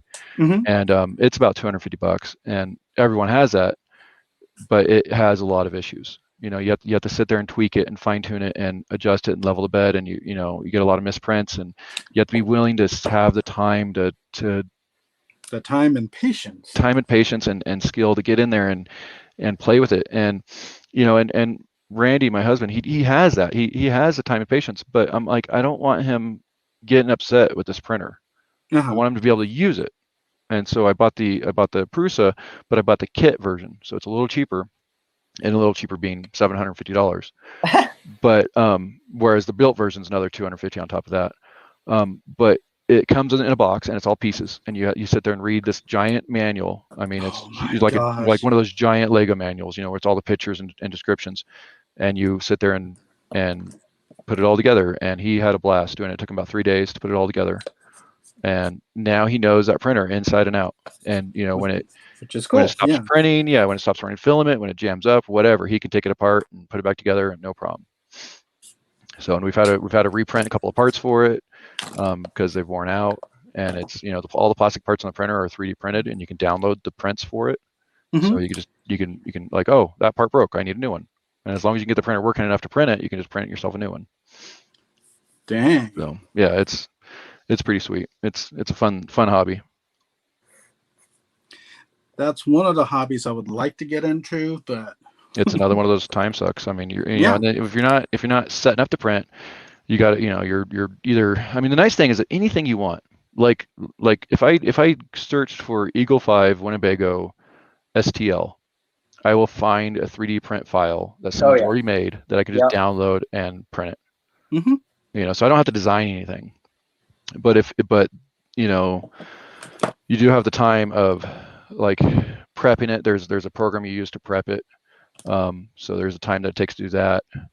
And then, you know, and then you try to print it, and you realize you didn't do the prep right, and the print fails. And, you know, so you kind of learn how to watch the printer, the first layer. I mean, you spend like 20 minutes watching the first layer print going, okay, is this going to fail? Is it going to succeed? And then you walk away for 3 hours and come back, and you have a giant ball of goo on the bottom of your print head. That's lame. That's super lame. You know, yeah, I mean, stuff like that happens all the time.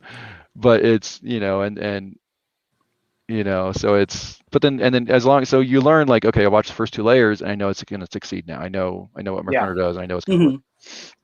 You know what to look for. Yeah. I know what to look for, and you know how to prep it and everything else. Well, so when I did that with the train track, I totally missed a step in the software side of the prep. And yeah. Well, this reminds me of just me doing when I'm doing page layouts and stuff like that. There's a whole bunch of things that go into play, and if you forget one thing, you pay for it. Oh yeah. So, all right, I'm done with here it is. Oh, there it goes. So we crossed over into the color portion over on my side. So we officially crossed the halfway point of the stream. Well, you have no obligation. You can do whatever your heart contents, Joe. You don't need to follow my formula. That's just what I do. Well, I'm way behind on you. So that's okay. That's all right. That's all right. Well, but this one it's one of those things that I'm actually having a little fun drawing. So if you're feeling it, and I mean, look at this. Look, it's like the technical manual drawing. Well, this is the training. Design school taught me how to render in marker. Yeah. Marker and pen. Yeah. And the key to it was that I had to learn how to draw as fast as I could think.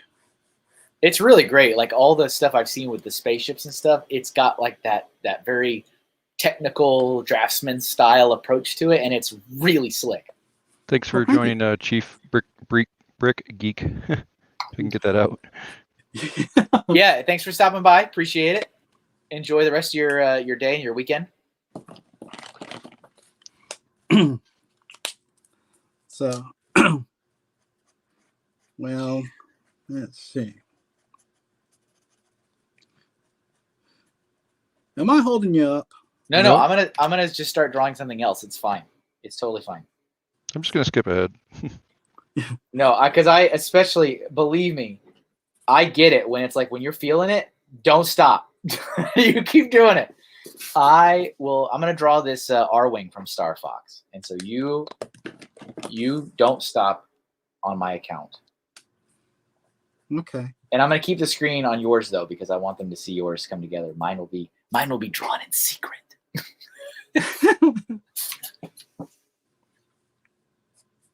Because yeah, I have to do some Nintendo stuff in there for sure. Speaking of Nintendo, they actually just posted 3 job postings for artists. Oh yeah. And I'm like, At oh Nintendo? man, yeah. One of them in Austin at Retro Studios because Nintendo owns Retro Studios, and Retro Studios is in Austin, Texas. Is that? I know you're from Texas, but is that what the part you're from? Yep, that's where I'm from. And then they posted 2 in Redmond, Washington, which is where their U.S. headquarters is. Do they, Oh, wow. do they offer relocation? They probably don't. I'm so used to not having anybody offer that I don't even bother even thinking about it. But yeah, it's kind of tough because, I mean, we don't, as I've mentioned several times, I have nothing keeping me here, and I have no true desires to stay in Connecticut for the rest of my life. But also, you know, it's not just me, right? I've got kids, I've got a spouse, and she's just accepted a promotion at her job. Oh yeah, good for her. She's now, I mean, she still hasn't been able to tap into what she wants to do, which is be a police officer, which is astonishing to me.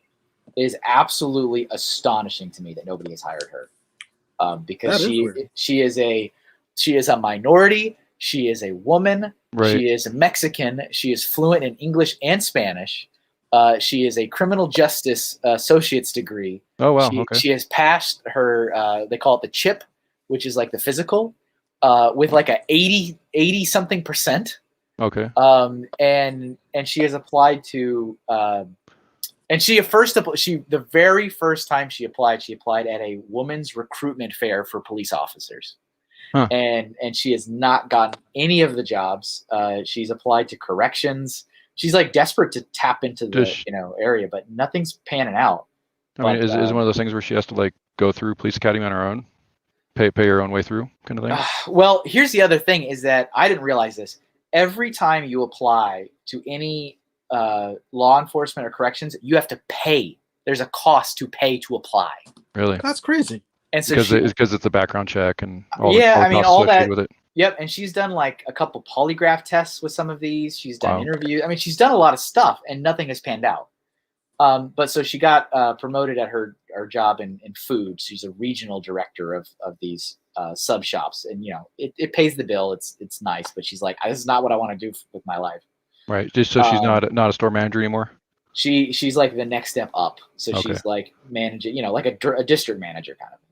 Well, I know she had a lot of customer experiences, I guess, last year with being a store manager. Yeah. So hopefully this helps. Yeah. And so, but it's kind of weird because nobody can understand quite like why am I not getting this? And of course, no one's going to tell you why they're not hiring you. So it's like, well, yeah. But yeah, so she keeps applying, but it's very odd. It's like I don't understand, like not to play the card, but like she checks all the boxes. It's you know, and especially it's like, why would you not want to bring someone like this into your thing? When she did the state trooper, she applied for Connecticut state trooper, and she went and did the physical tests. She was the only woman there that showed up out of like 20 people, and she was able to pass the physical, and I think half of the men couldn't even finish it, and so they left. And she did a polygraph test, she did a background check, and then she got the rejection letter. I was like, okay, that's just move on, next one, I guess. Yeah.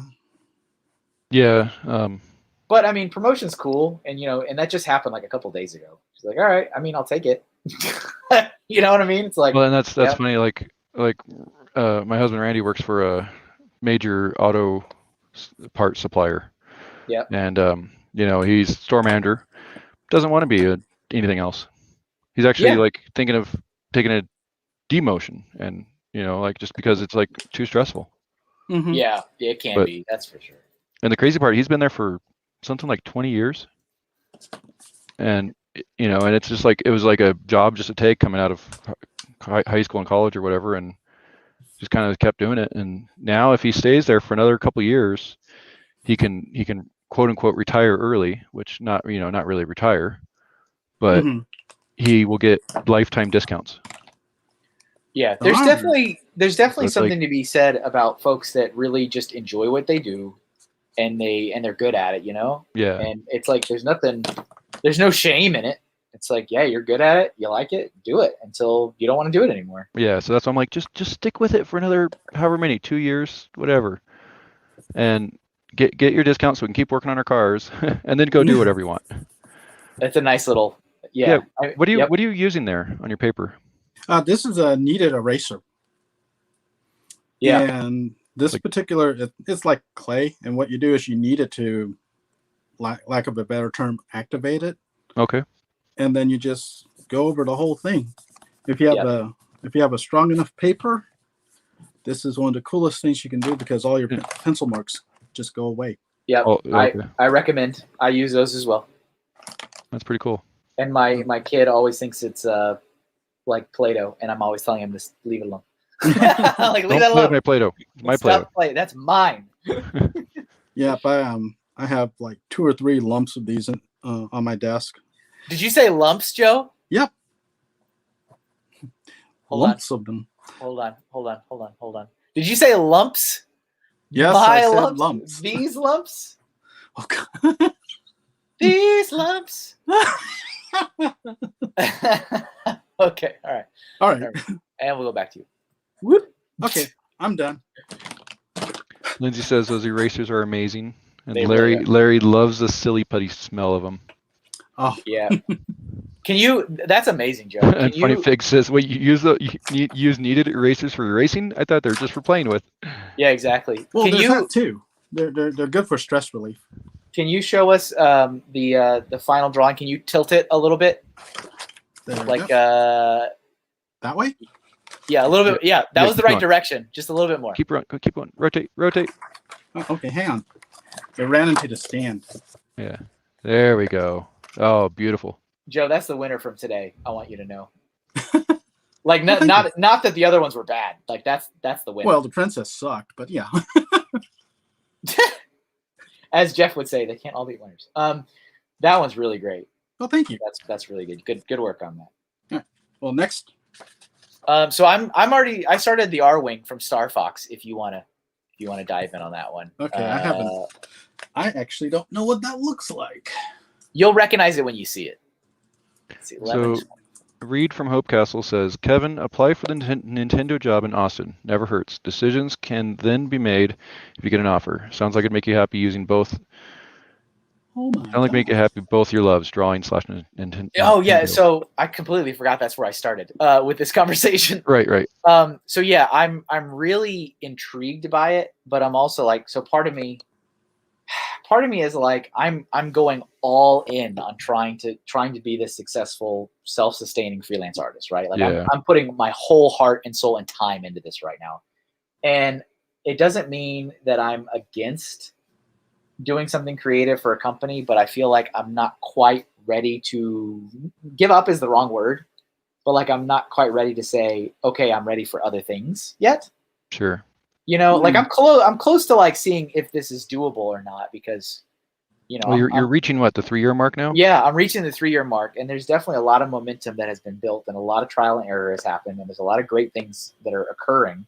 And I do make more money every month, little by little. It gets higher and higher. But I just feel like I'm not quite ready to do that yet. We'll see. I mean, yeah, you never know. But that's kind of my thought was like, oh, that's really cool, but I don't know if I'm ready yet to like throw in the towel on this thing. Mm-hmm. Not that I would. I mean, I would. I can understand that. Where's my pencil? Okay, there's my pencil. Wow. Okay, this one's an interesting shape. Yeah.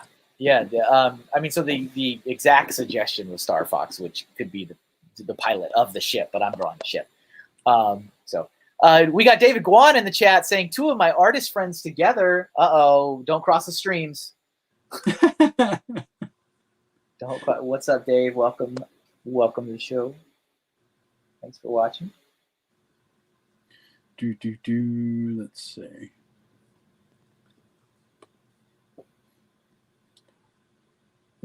It's kind of hard to find the exact right thing I want. Yeah. This thing in the game series can transform into like it can grow legs and walk. Like a chicken walker kind of thing. Uh-huh. And it can there's a submarine version of it. It's kind of cool. Darn it. It's also one of those it's iconic to that game series, so it tends to pop up in Easter eggs and stuff in other Nintendo games and things like that. So Fazoom replied to me and he said he's at a conference today. Of course he is. Of all times. Of course he is. He's a fair weather space fan. Oh. It's only when it's convenient. I will not let him forget this though. I won't forget. Never forget. There we go. I'll allow it. Let's just say I'm sure he's doing the Lord's work.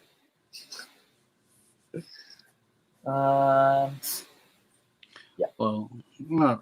Yeah, Lindsay, being your own boss would be hard to let go of. Yeah, and that's the thing is that, not ready to change your path until you tried this, Deanna. It's just I have gotten really used to, when my kids have stuff going on, I can do it, right?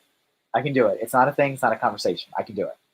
I'll work on my stuff when I need to work on my stuff, and that's hard to get out of that mindset again. Yes, I can relate to that. Yeah. Yeah. One of the great things about the magazine was that it gave me freedom I've never had before. Mm-hmm. And Yeah. I've thought about going back into the job market, but every time I keep on going, it sounds like a good idea until it's like, so you want to have a boss. So you want to have a boss, right? Yeah, it's See, it's kind of funny. I did IT consulting for 2 years and I went the other way. I'm like, yeah, I don't want to be my own boss. It's too much work. That's interesting. I want someone to give me a paycheck. Well, it was I wasn't making a lot of money. And I had to pay for an accountant and everything else. And I was lucky that I had someone else, my friend. I was a contractor for him, so he found all the jobs, he found all the clients, and I just had to go and go respond to calls basically. But I was a subcontractor under him, so I just tell how to run my own company. Was that the job that you had to travel all the time? Well, no, I drove all over Denver. Oh. Denver Metro. So the furthest I'd go is Cheyenne in Wyoming, so it was 2 hours. Yeah. That was crazy when you did have that job that you were that was so I did IT consulting for 2 years as a self-employed independent contractor. And then after that I did field service for an automation company. And that I did for 4.5 years, and I traveled throughout US and Canada, and we even had jobs in Germany and Australia. Oh wow. That I never took those ones, but I did go US and Canada on a regular basis. Mm-hmm. So you went to Australia once, right? That was for personal, yeah. Oh, okay. I was actually within spitting distance of the client that we have down there, and I'm like, I'm not even going to drive by. I don't even want to see it. I don't want to know anything about it. Right? Yeah. My boss is like, oh well, hey, if you want to work it out, they can schedule a service trip, and I'm like, yeah, I could probably get them to pay for my airfare and part of my time down here, and blah blah blah. And I'm like, nope, don't want to do that. Nope. Ray's like, that's quitter talk, Hope Castle. Yep. It's just interesting. So, it's an interesting thing. Let's see. Golden Light Pictures. Yeah. You've drawn Serenity already before. I have drawn Serenity. It was kind of a while ago at this point, but it was during the vehicles stream a while ago. Kind of sad that I never got to your area, Kevin. I think the closest I got was DC. Yeah, I think the Yeah. closest I got to you was like Washington. Yeah. Hey, Washington. that's where City. I'm at. Yeah, I was actually in trying to pull it up now, but it's not showing me my I was gonna pins. say that's not close. It's not close to me. It's not. Or no. That's what I'm saying. That was the closest I got. I went to Frederick. What is that? West Virginia, Oh, okay. That's yeah. That's a Maryland. place. Frederick, Maryland. That Yeah. was so that I went there for a job, but I flew into I think I flew into Washington. Yeah, and then I did hit like Washington and Baltimore and I hit all the Lego stores and saw what they had on the pick a brick. Got my book stamped. Priorities. Yeah, well, I wanted to get my passport stamped, and it's so funny walking in all these Lego stores and like, hey, can you stamp my passport? And they're like, you're what? We still do that.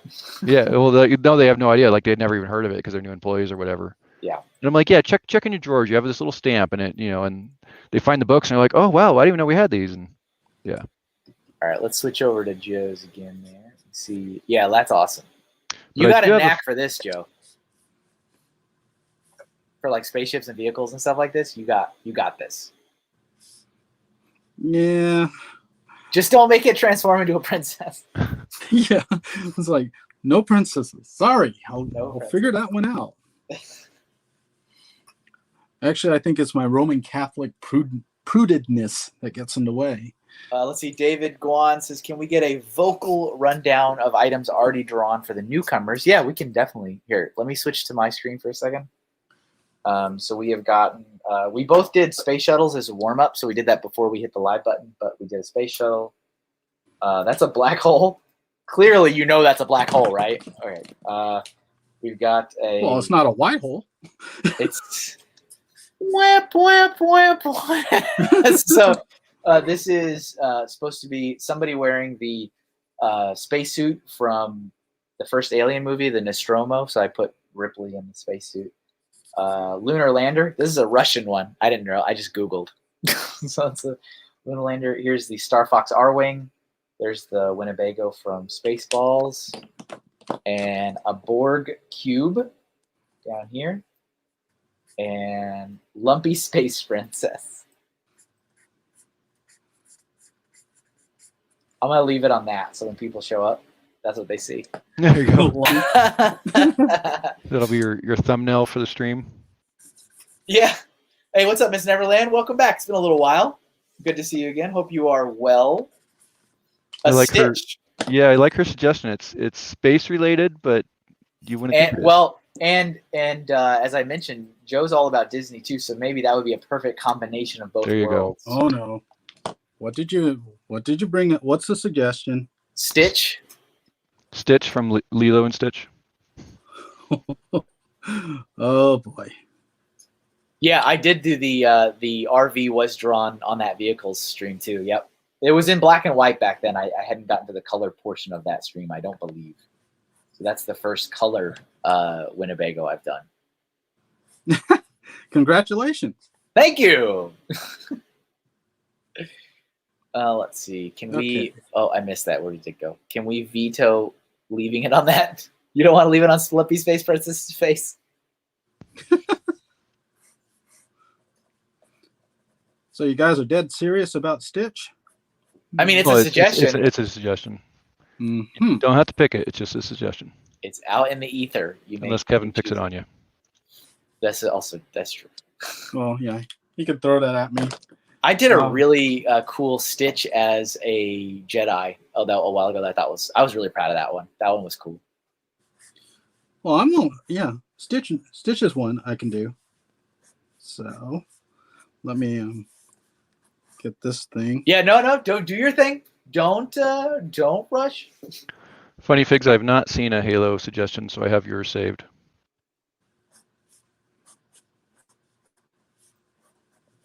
Yeah, I don't think I've seen one either. Dun, dun, dun, dun. Oh, I already forgot about Star Wars next week. I need to email myself a reminder. I'm gonna forget that. I know it. Well, that could be fun. That it's been on my list. It's been on my list for a while to eventually do a show themed around Star Wars, and I was like, I just need to wait for like a good, opportunity, and that's a good opportunity. So Yeah. Miss Neverland said, if not Stitch, then we can do Captain Gantu. Whoa. Who's that? Well, it's That's the big guy. It's the big guy on Lilo and Stitch. Oh, okay. Yeah. The big shark-looking guy, for lack of a better term. Yeah, he's like gray a street shark. He looks like a hammerhead shark, kind of gray. Oh, okay, all right. Yeah, Shark-faced. and his ship looks like a bumblebee, sort of. Oh, that's cool. Yeah, you can tell my Disney's coming out again. Don't be impressed by mine. I had to Google all that. So, well, now I can. All right. I think I'm done with this. It could be better. It's a cool ship. I really like that ship. It's a cool ship, but man, it's hard to get a good angle on it. So when you saw that, did you recognize it, or you not seen that before? I've not seen it. Oh, okay. I haven't played video games in such a long time. So Joe, Larry's asking, where do you live? You said the DC area, right? That would be correct. Okay. And what's your street address? No, okay. I live south of the Pentagon. Well, that's a safe address. All right. So do you want to do Stitch? Okay. All right. Let me put that on the screen so that people know what we're drawing. There we go. And the sad thing is that I taught myself how to draw Stitch, so... You're going to do it all from memory, aren't you? Well, almost. Now he's just flexing. All right, let's see. We'll go over here. Joe's like, actually, I'm going to do this next one blindfolded. Oh! All right. Is that all? So we're in the last hour. We have 1 hour left. Just so everybody knows. You're right. The time does fly. It does fly, especially when there's another artist on. All right. What do you want Stitch to do?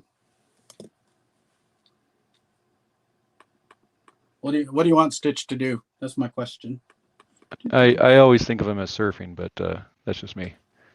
I'm going to do... So I've drawn Stitch a couple times, but I don't think I've drawn him with 4 arms. I think I usually draw him with the 2 arms. Mm-hmm. Because he has 4 arms, right? That's correct. I think I'm going to do him like more in the alien form this time. And let's see. That's just me. That's just my... Yeah, I talked about Star Wars months ago. Yeah, whoopsies. I do that sometimes. I'll say a thing and then I just don't ever... or I'm late. Like I was late for... What was I late on? Was it Valentine's Day? I was like a week late or something like that. I don't remember.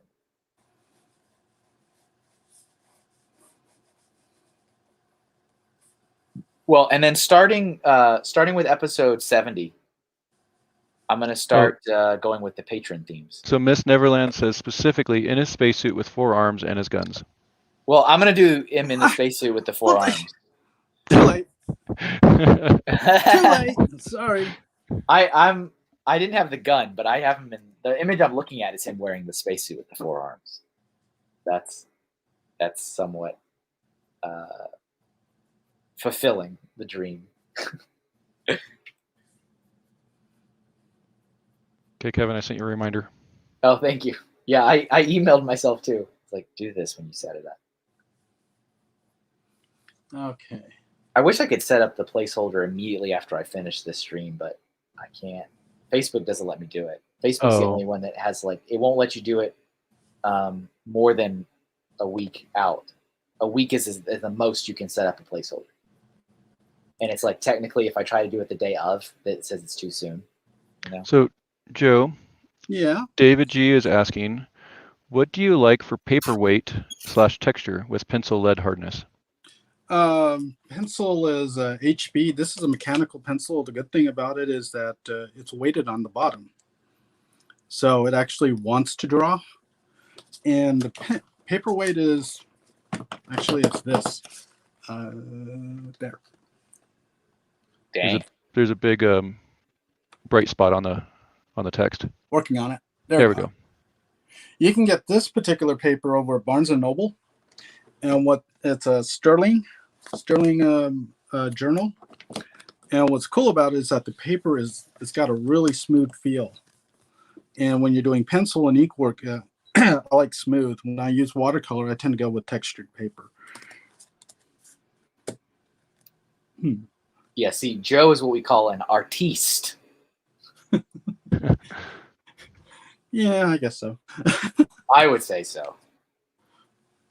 Once you start doing watercolors, you're an artiste, my friend. Well, I got into watercolors because what I like about them is that you only have a short time to play with them. And so with that in mind, I draw as fast as I can with them. Oh, that will help you get faster. That's for sure. Yeah, no time to make mistakes. And also, if you make a big enough mistake, you just throw the whole piece of paper into a bathtub and just soak it. And that gets rid of most of the watercolor. Oh, that's interesting.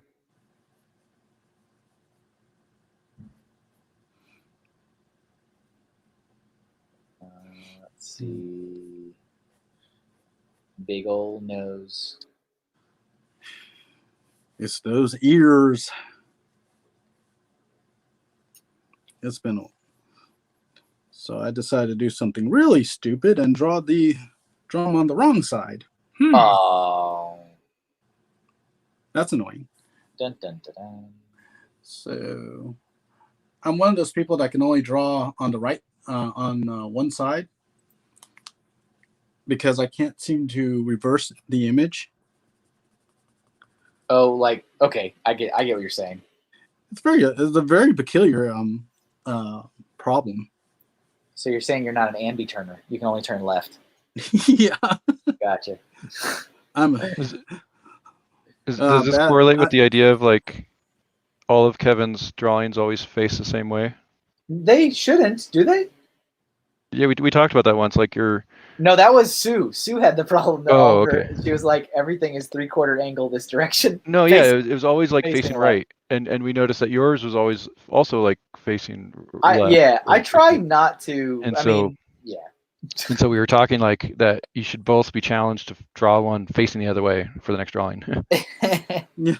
I cracked up when she had a folder that was named like 3/4 profiles facing right or whatever. I was like, oh, that's great. An entire file. So is that what you guys are talking about right now or no? I think so. Yeah, because he was saying that he can only learn to draw in one direction, doing one thing, and now it's difficult to replicate. I goofed up and I decided to draw in a different direction, which is on an object I really don't have too much of a problem, but when it's a character, sometimes that could be a real mess. Yeah, it could look like not right at all. Yeah. Yep, I can. So that's. I mean, when you were doing design and stuff, Joe, that's where I was learning my character design stuff and animation and all that kind of stuff, and model sheets and all that good stuff. Yeah. So where did you go to school? The Rocky Mountain College of Art and Design in Denver. Wow. All right, let me switch up the screen again for a little bit. And that's what I was saying earlier. When he was going to school there, I lived right down the street. Like at the same time? At the same time, yeah. Oh. Like that snowstorm you talked about where you had to walk home from work and yeah. I remember bowling that night and you're just like driving down Colfax. Having a great time. Oh yeah. we drove down Colfax in a like with a couple feet of snow on the ground and yeah. You're like, oh, look at that guy. Oh. Well, no, I think you lived. I was down by like Sheridan and Colfax. Yeah. So I think you were a little further west than me. It is kind of crazy when you really start examining all the like, the the instances where things overlapped and stuff between everybody. Because what year did you leave? 2009. Yeah, so I lived at that house from late 7 to early 9. Yeah. That's crazy. But I wasn't, and I remember going to the Lego store too and seeing the stuff there and like, oh man, that's cool. I remember playing with that as a kid and like, and I didn't go in because I didn't have any money or whatever. I might have like popped in for a second. I don't know. Were the statues there when you went? I don't remember. You don't remember a giant 14-foot tall statue of Hagrid? No, I would have remembered that. Hagrid, I don't Okay. think was there. I think he was gone at that point. But I mean, yeah, it was like I think 15 feet tall in the doorway Oh, okay. on the right side. No, I definitely don't remember that. And then they were like, "Oh, the Harry Potter license has expired and has been expired for a couple of years. We should probably get rid of these Harry Potter statues." Of course, they all went in the trash. And then let's do it again in a couple of years. I kept the brick, one of the little like 1x4. Like we had to destroy him, like really destroy him. Oh yeah. And I figured you sent it to corporate and they destroyed it, but yeah. well, we did. I mean, we weren't exactly taking care of it while we were taking it apart. I'll say that. Okay. And pieces were flying off. Oh man! I kept one of the 1x4 bricks for memories. Because I mean, I spent countless hours and days and months of my life cleaning it and probably fixing it. Yeah. I remember you said something about having to put a coat over his arm because someone broke off something. Yeah, the kids broke the keys. Oh man! And then he had this weird sticking out appendage right where his crotch would be. And we're like, you know what? Let's cover this. There we go. Let's cover this. How about?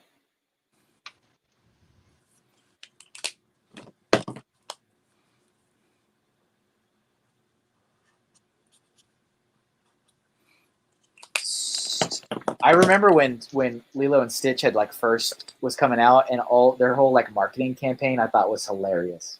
How he was just like in all the different infiltrating everything. Yeah, like was being held up like with Simba and stuff. What is happening? Yeah, I liked the Little Mermaid bit he did. Yeah. That was great. That was good marketing on that. Yes, it was.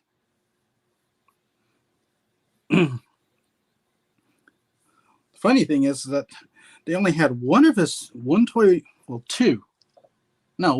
with his spaceship, which is what I was really wishing they would have, but no, they chose not to. Yeah, Joey also agreed. Yeah. David had kind of an old question for you. I don't know if I don't remember hearing you cover this. But what's the difference between an artiste and an illustrator? Oh, there's a difference. Is it just a matter of There's a difference. subsets / supersets, or and he says it seems to have a lot of overlap. There's a lot of overlap, but the big difference is that illustrator answers to a client, and an artist might answer to a client. Joe's definitely an artiste. So. Yeah, for better or for worse, yeah. It's all good though. It's all it's all in love. Yeah. Illustrators get hired to do stuff for other other items, not necessarily theirs. Whereas artists, they get to do their own thing. So this guy's crazy. All right, Reed, we'll see you in a minute. See you, Reed. Yep. Remember helping Kevin dismantle sets for packing? Yes, he did. I needed a lot of help when I did that. All right. We're going to need to shrink you. You were too big.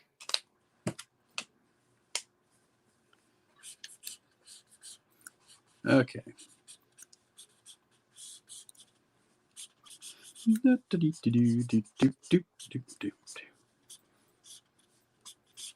Okay, warning. Whenever I'm starting to hum, something's up. Uh-oh. Oh, no. Is it bad? Oh, no, Is it a bad thing? It's a good thing? That's a good thing. So you're happy. You're proud of something you've done. I don't know if I'm happy or proud about it, but it's different. Oh, okay.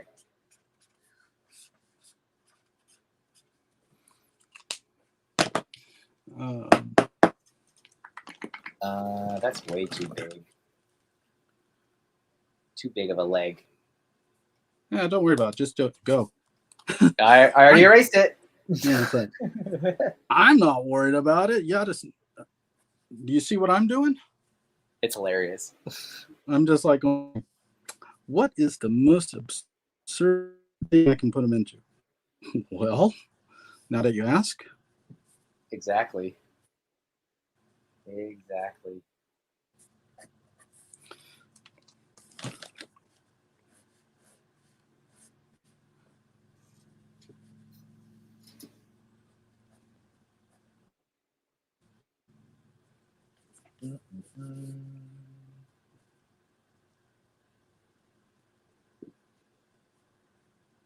I watched this morning. I watched the special like making of Falcon and the Winter Soldier thing. Like Oh, they did for did the mhm. same thing for Mandalorian and well they did a lot better I think for Mandalorian, but for WandaVision, and that was Mhm. interesting. I was kind of surprised. I felt like I enjoyed it a lot. I enjoyed the show, and so much of it I felt like, dang, this is so relevant. Oh, this is perfectly timed, and oh, this is exactly what we need. Yeah. And then watching that, it's like none of that was planned that way.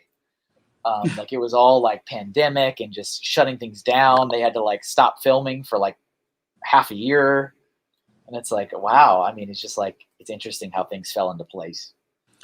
Because it just seemed like it was all deliberate and all planned. Like, oh, this is perfect. This is absolutely what we need right now.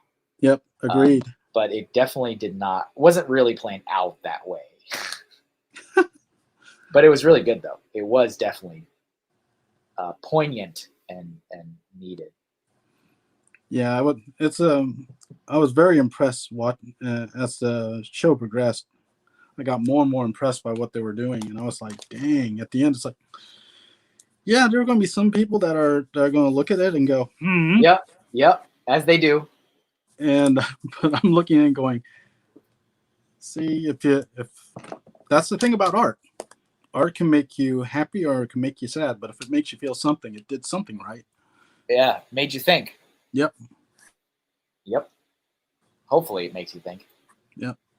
So, and it's been interesting to see all the feedback because when everything first was shown, everybody's going, "Oh my God, this is great!" and awesome. And now we're starting to have all the people. Well, it could have been better if they did this. That's how it goes. Yeah. And they could have done this, and this. They really didn't finish the story like I thought they would finish it, and it's like, really? That's my answer to that usually is like, really? Come on, guys. I enjoyed it. I mean, I enjoyed both. I enjoyed WandaVision and I enjoyed Falcon and Winter Soldier, both for very different reasons. Yeah, I liked them for what they were. So, WandaVision was great as basically a Marvel Twilight Zone show. Yep. And Winter Soldier was a great continuation of the Winter Soldier. Yeah, it's interesting when you sit there and you start watching stuff like that, and you, at least for me, you realize how little you know of these characters that you've watched over and over and over and over again. You're like, oh, actually, I don't really know a lot about you. It's like, you know what I'm saying? Because they've had to focus on so many other storylines and other characters. And it doesn't mean that like Sharon Carter is what happened to her, Yeah, and they had a whole little conversation about her in that making of that. It's like, yeah, that makes a lot of sense why she would be the way she thinks now and where she's at. Yeah, she's had to deal with some stuff. Yeah. And so it's pretty good. It's good stuff. Good stuff. Let's see. David G in the chat says, question, Joe, have you tried drawing digitally? We know Kevin does both based on this stream and doing the Brickworld marker drawings. Do you have a preference? I've tried digital drawing, and I've tried it, and that to me that I think I gave the answer right when I said that, because I was brought up on the old stuff. When I was starting out, there was this thing called a Macintosh, and it had this funky little square in which you can draw pixels on the screen, and people were completely like, oh my gosh, what will this mean? And I'm just looking, it's like, yeah, what does that mean? But I'm still one of the traditional artists because there's something to be said about the feel of the paper. Yeah, there is. I agree. And actually the Apple Pencil, how it runs with the iPad. one of the things that I really liked about it when I played around with it was that the actual pencil point had resistance to the glass. And it's something that, that they deliberately put on to, to make it such that people like me will go, hey, this is cool. It acts like the paper should. Yep. So that said, paper is much cheaper. And I like having a pile of paper showing that I did something. Whereas on a computer, I can fill up a hard drive, but it's, like I said, it's not the same thing. So, what's interesting is I agree with everything you just said. Like I've for as long as I can remember, much more of my life, I've been a traditional artist, pencil and pen on paper than digital. I went to college, and college was when I first started like scanning stuff and digitally coloring stuff. Mm-hmm. And that was cool. I mean, it had its thing, but I was still like, everything still started on paper. Right. And then, started doing this, working for myself, and I had a tablet, and I had like an older Wacom tablet where the screen's not built into it. So there's a little bit of that really kind of awkward, anti-intuitive thing. And it's like, I still felt like a disconnect between the two. Yeah. I'm like, all right, here's the digital, here's the traditional. And I really only used it when I was doing this stream. And just a couple of months ago, I finally got a Wacom Cintiq where the screen is built into the tablet. And it cool. Really is like, it's like now, honestly, it's so blurred for me. Like, I'm like, wow, okay, these really are very similar. Drawing on paper, drawing in digital, because I'm looking at what I'm drawing. There is a little bit, like what you said, a little bit of the resistance. You can feel it. It's like now the lines have blurred. I was like, So how is that new tablet? It's great. It's it's like game changer. Game changer. Yeah, I want to get the one, the Cintiq one. That actually looks like a good one. Because it has a color screen that you draw on. Yeah. And it can tag in. And I'm just looking at that going, oh yeah, that's the one I want. What's up, Ben? Welcome. Ben's Brick Designs here. Ben says, I feel like Joe and I would be friends. Probably. So I'd like to be friends with everybody. Kevin, a video suggestion for you, a short, less than 5 minute video. Yeah. Use your webcam to show us drawing on the Cintiq, on the Wacom tablet. Oh, that's not a bad idea. That could be like that's actually a really good idea. I would like to see what it looks like. That could be like a patron video. Yeah, that works. I mean, it could be all kinds of things, but yeah, I mean, it's a short enough video that it might help bring stuff to your channel. Because like you mentioned before, that having those little short clips, they tend to do really well on the YouTube algorithm. They do do stupid well. Like my Mountain Dew bottle. I was like, here's the Mountain Dew bottle, and it's like, here's 400 views. It's like, did you really do that? Yes. Jeez. Yeah. Wait, let me tell you. I'll tell you what it's at. Hold on. Let's see. I knew it would as a joke too. I'm like, this will probably blow up. But actually, the one that's done the best is the Marvel for Bushman. So let's see. Where's Mountain Dew? 300 views. And then for Bushman is 2,800. Good Lord. For a 1 minute video drawing. Oh, the watch me draw this Mountain Dew bottle? Yeah. That's funny. Yep. Indeed. What's your most viewed video on your MrHinkleDraws? Oh, that's awesome. Okay, sorry, I got distracted. What's my most viewed video? Yeah. I think it's that for Bushman. And how many did you say it had? 2,800. Nice. So my very first video I posted on my Lego channel, just because like I was talking about how I clean Lego and everyone's like, oh, I want to see that. So I made a how to clean Lego video, and it has like 1,400 views. Isn't it great? And I keep getting comments, and the funny thing is, I get the same comment every time. Well, what about stickers? And I'm like, I don't care about the stickers. They fall off. I don't care. That means you need to do a response video about what about the stickers? What about the stickers?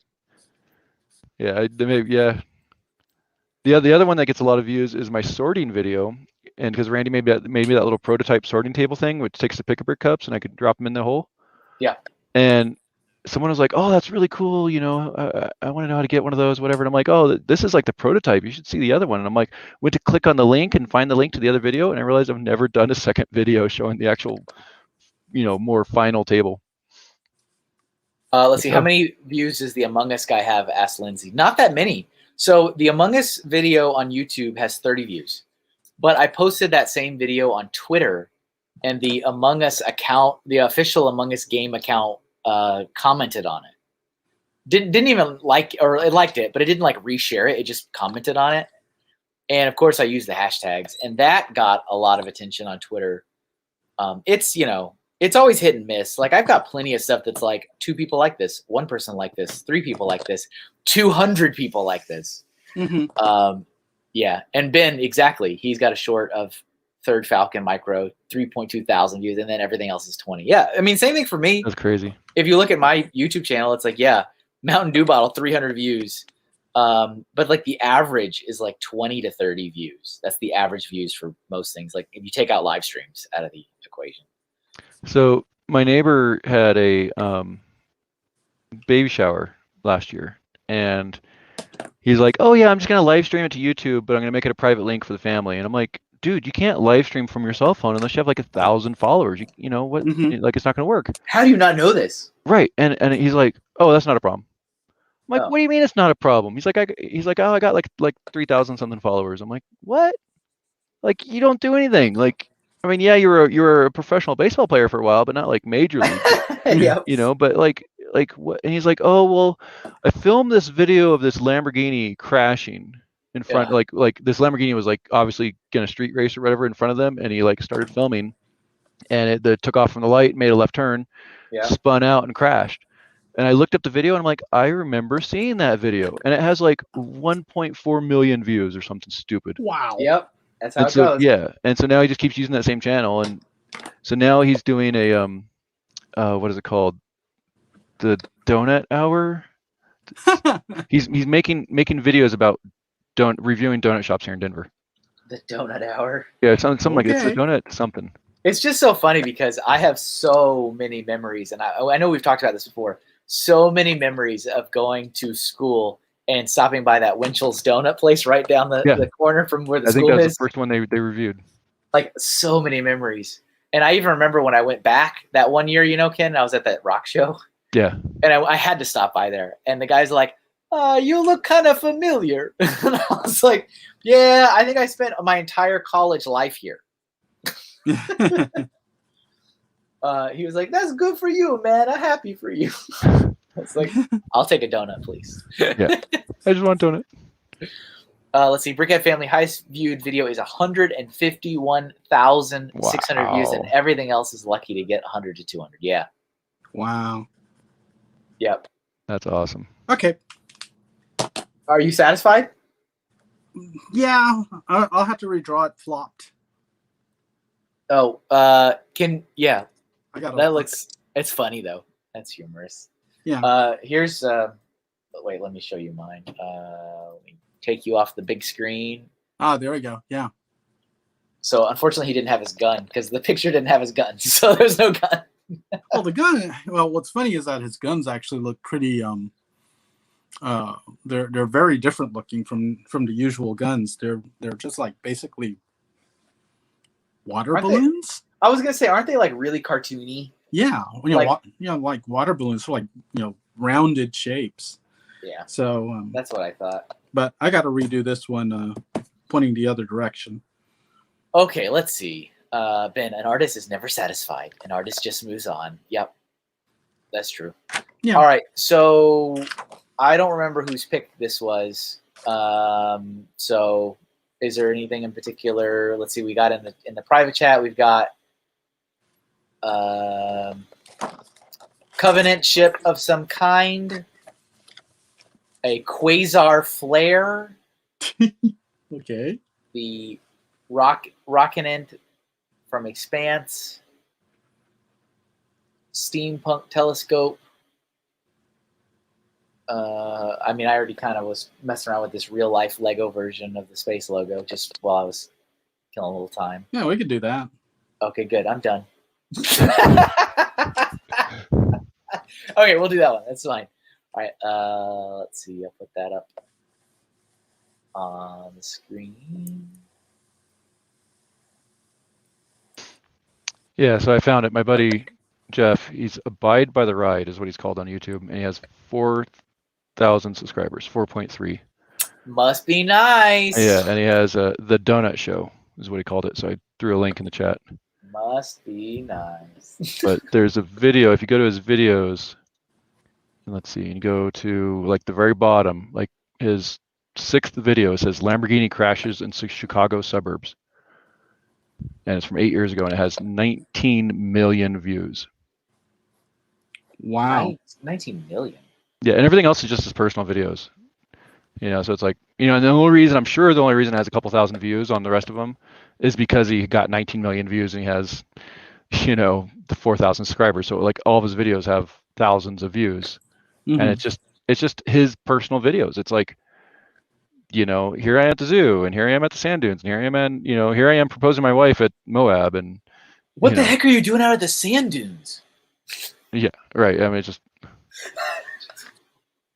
I'm never gonna hear sand dunes and not think of Napoleon Dynamite. All right, because it's like, what the heck is Grandma doing out of the sand dunes? It's one of my favorite films of all time. You've seen that? Come on, you've seen that. I have not seen Napoleon Dynamite. No. Napoleon Dynamite is one of my favorite movies.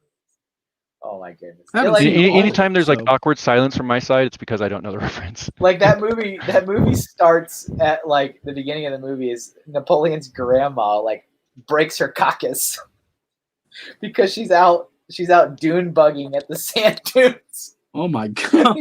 He's like, what the heck is Grandma doing out at the sand dunes? Oh my goodness, that is like, I love that movie so much. I quote it constantly. It's fine. It's okay. It's all right. There's plenty of things I haven't seen that everybody else has seen. It's funny, Lindsay. We do the same thing. We used to like, we'll host like Thanksgiving or Christmas, and we'll just sit there and watch car crash videos all day.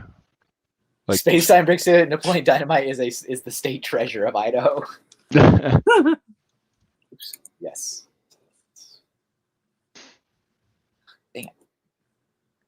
Dang it. There we go.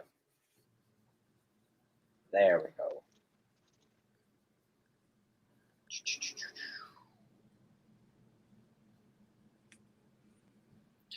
Man, it's very windy over here.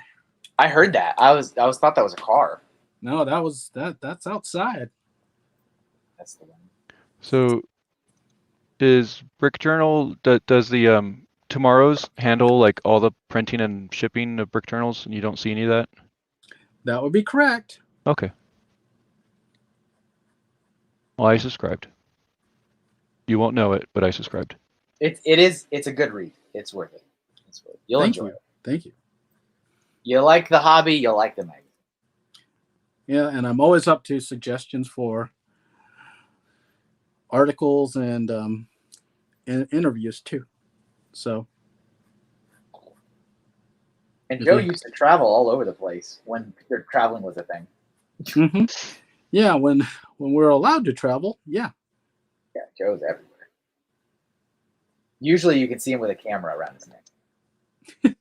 Yeah. Or behind a booth. Sometimes behind a booth selling stuff. Yeah, not very well. I mean, I wasn't going to say that. No, I was never a salesperson. Yeah, being a salesperson's hard. So, well, being a salesperson of a book in a hobby that runs on sets. Yeah. Yeah. It's hard. It's hard. It's annoying. I mean, even when I was still selling Lego stuff before the legal issues happened, it was sometimes a hard sell because, you know, people are like, oh, that's expensive for that thing. I'm like, yeah, but you spend like 3 times this much on more plastic. Oh, yeah. It's like, but I mean, you know, there was a lot of supportive people. It was still like my best selling stuff, but like some people were vocal about prices. And so I'm like, well, not that expensive. Yeah. And I'm always like, I know what you spend on sets, so. Right. Yeah, and that always got me because it's one of those things where it's like, yeah, the magazine now has to cost $10. It has to cost that much, or else it won't print. And people have asked, well, how can you make it cheaper? It's like, well, we can advertise, but then that's pages that we lose. That's not even that much money, though, Yeah. for a magazine. So, it's, we try and keep the price low, but, when you're competing against a Lego set, it becomes, yep. It's like, well, all right. I hear ya. So I'm clicking on Brick Journal 70, which is the most current issue, but it says November 2021. That would be correct. So is No, that would not be correct. That would be 2020. No, 21, yes. That would be correct. So we have a 4-month lead time. Oh, okay. So like if I was a current subscriber, would I already have that magazine? No. Or that's the one that I would expect to see?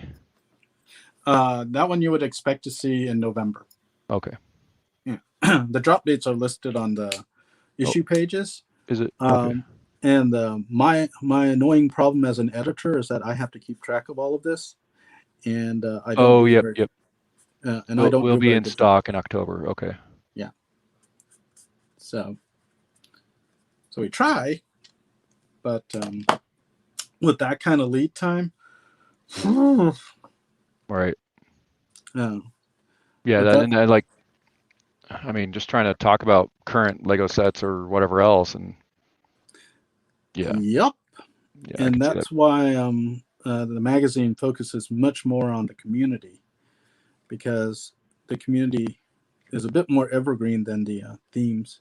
You're never going to beat the Instagram kids on those leaks and stuff. No. Yeah. And I don't want, the sad thing is that the leaks, I'm just looking at them and it's like, people want them. It's like, okay, that's fine and dandy, but yeah, I'm too used to being a traditional press person, and it's like, yeah, that's not. I know what you guys want, but it's like, but I'm not going to give it to you. Well, it's like I can't, No, it's all good. I've always, like I said, I had once upon a time, issues 1 through all the way up to whatever was the current before my old boss tossed them all. But that's a story for another day. But I really enjoyed them because of the very, very builder-centric, people-centric approach, and not just I've said this forever, and I mean, it's even more relevant now than ever, but I just don't care about product reviews. I don't.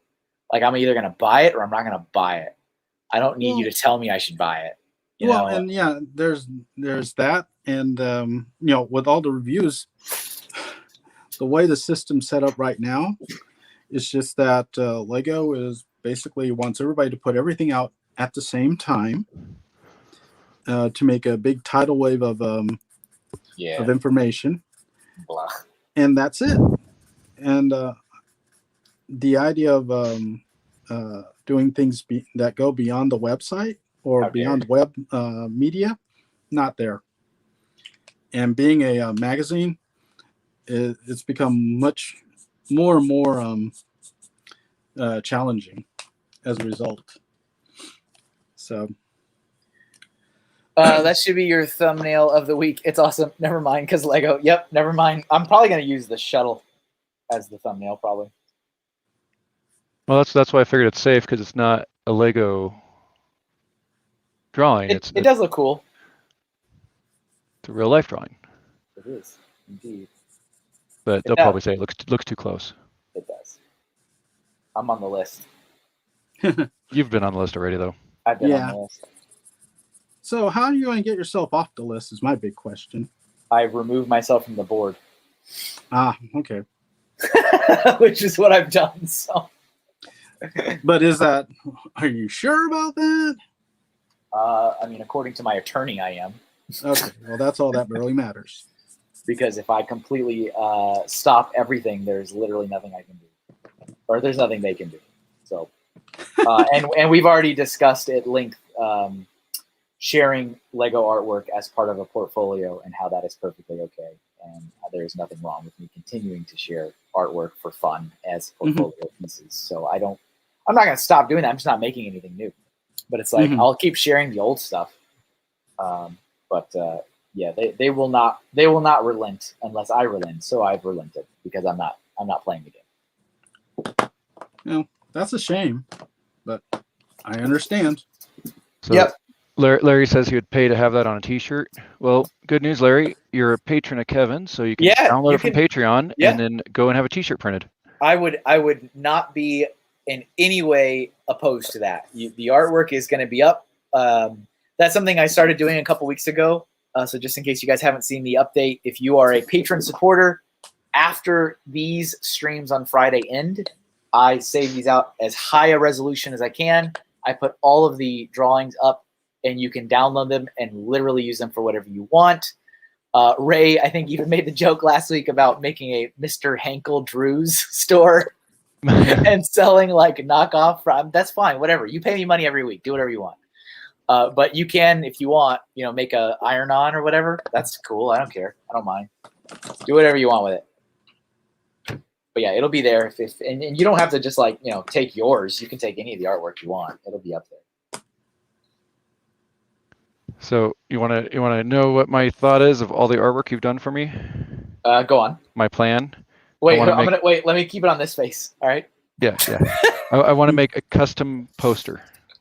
Like those posters, those Doodle Stream posters you made last year. Yeah. Yep. I want to do a custom one that has all your stuff all spliced together, or all.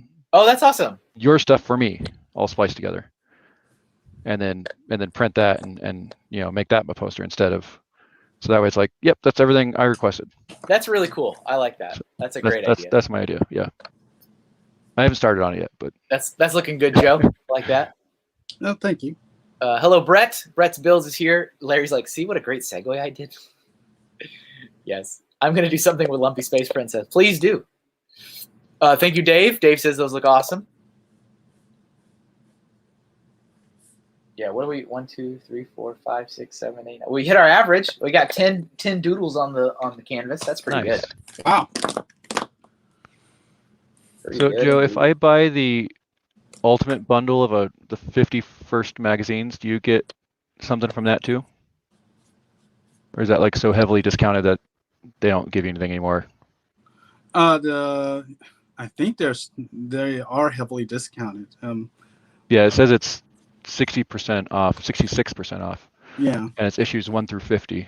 Yeah. Oh, actually, it doesn't look like it's all of them because it says it's included our Brick Journal number 3, 5 through 6, 9 through 13. So it looks like they skipped a couple. Yeah, because there actually a few did sell out. Oh, okay. So they're just providing the ones they have backstock on. Okay. Yeah. Yeah. Issue 5 is gone. Issue 2 is gone. Issue 1 is gone. Oh, okay. Issue 14 is gone. Got it. So the question is, are you still getting a kickback from tomorrow's from that? Yeah. Okay. I just want to make sure I'm supporting you. Well, Joe's a good person to support. Yeah, that's much appreciated. I'll get some part of that. Nick's comment.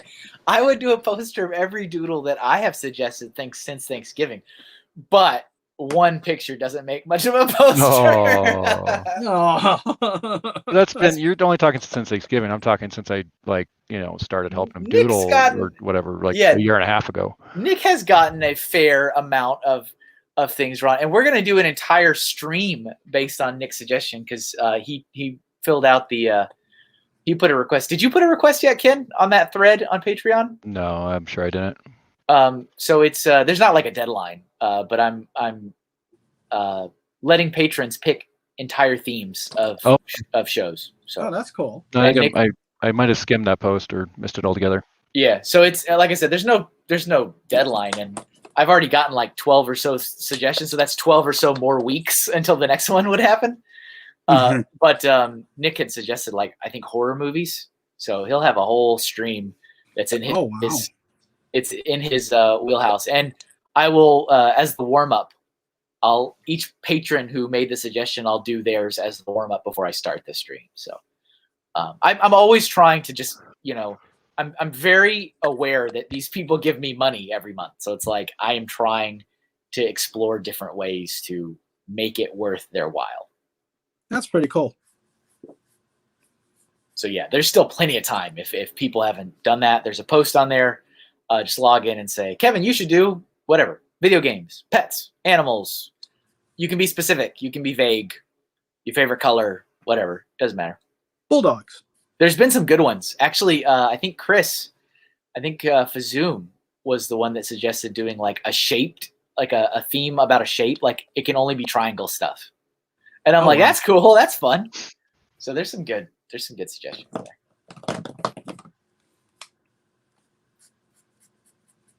All right. I like the little extra little moon you added. Yeah, that's the that's the new space people. The new space people. They're in that colony over there. Yeah. I like it.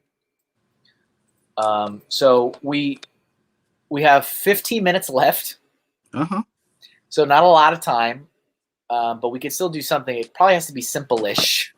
So I don't think a transformer is going to be happening. But let's see. We've got a UFO abduction, a UFO cow abduction. We still have the quasar flare, which is interesting. Maybe that would be a fun thing to. I don't even know what. Let me Google that. That would just be like a. You just do a bunch of colors. Yeah, for lack of a better term. I want to see what it looks like. Quasar flare. That's sounds like an 80s band. Quasar. It's yeah, it's just like spacey kind of stuff. Yeah. The spacey kind of stuff that you can do with colors. Yeah. It's color stuff. Yeah. Cosmo's simple. He is a UFO transformer. I don't think I've seen a transformer that's simple yet. Let's see. You should do another stream theme where it is a single line only, no lifting your pin out. I think that would be good as like a challenge video. Like I don't know if it quite fits this theme. But like I do like that challenge of like drawing something and not lifting your pen. I had to do a lot of that in college. Oh, and that was hell on earth. I enjoyed it. I think it would be cool to do some of like I've been doing the shape challenge videos. Like maybe do some challenge videos that are like 3 minutes long or whatever. All right, what are you drawing? What are you doing? Just something quick. The UFO abduction? Yeah. Or are you just doing your own thing? Well, no, I'm doing the UFO abduction, but I want the cow driving the UFO. Okay, I'll accept that. What's the cow abducting? I'll accept That's that. a good question. Is this a Chick-fil-A commercial? Yeah. I'm so used to seeing those cows on everything. You could be abducting a cow. What is a cow going to abduct? A pig? Cows versus pigs all over again. Or wouldn't the cow just be abducting an alien? Yeah. What's up, Plastic Architect? Hello, welcome. And Brick Vibe. Hello, Brick Vibe. Oh. Welcome to the stream. We're just ending. We're in our last 15 minutes of our space theme episode today. I guess I'll do a UFO. If I don't, I'll be the odd man out. Nick says the cow needs to be abducting an alien. Yeah, I was kind of thinking role reversal on that. Yeah.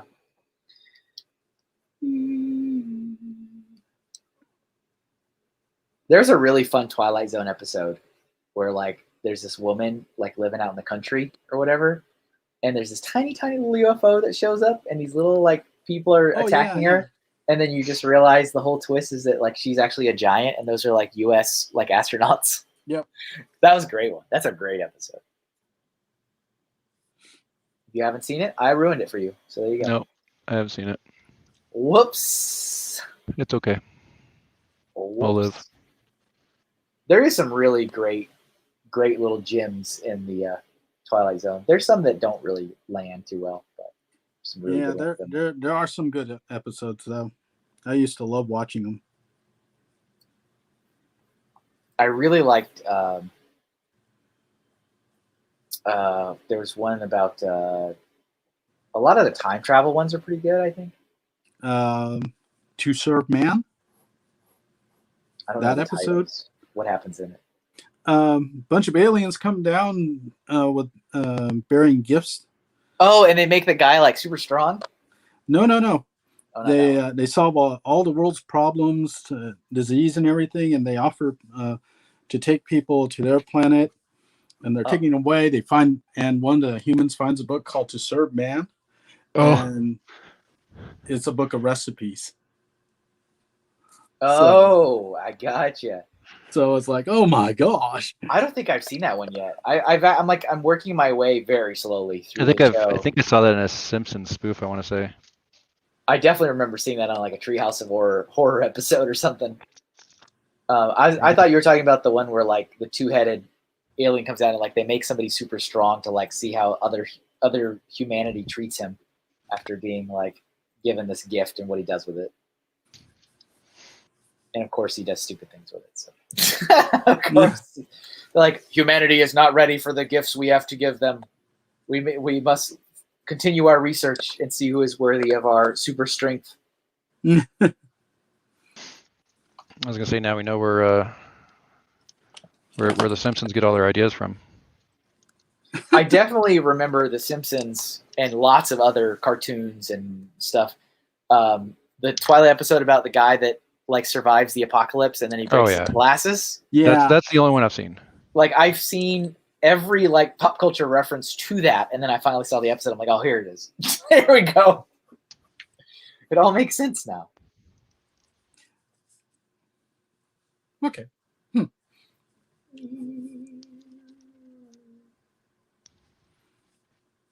Aliens. Wasn't there alien stuff in the news recently? Yes. Yes, Right, UFO confirmed UFO sightings. Yeah. So the government agencies are no longer saying we don't know what you're talking about with the like the Navy and everything. Yeah. Seeing weird objects in the sky. They are saying yes, that did happen. Yes, we don't know what it is.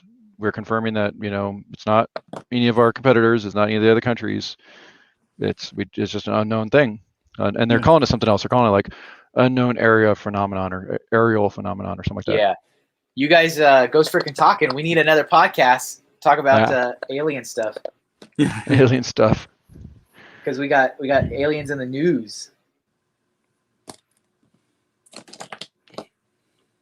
All right. I'm drawing this UFO abducting a cow, and it totally looks like a guy, like hunched over.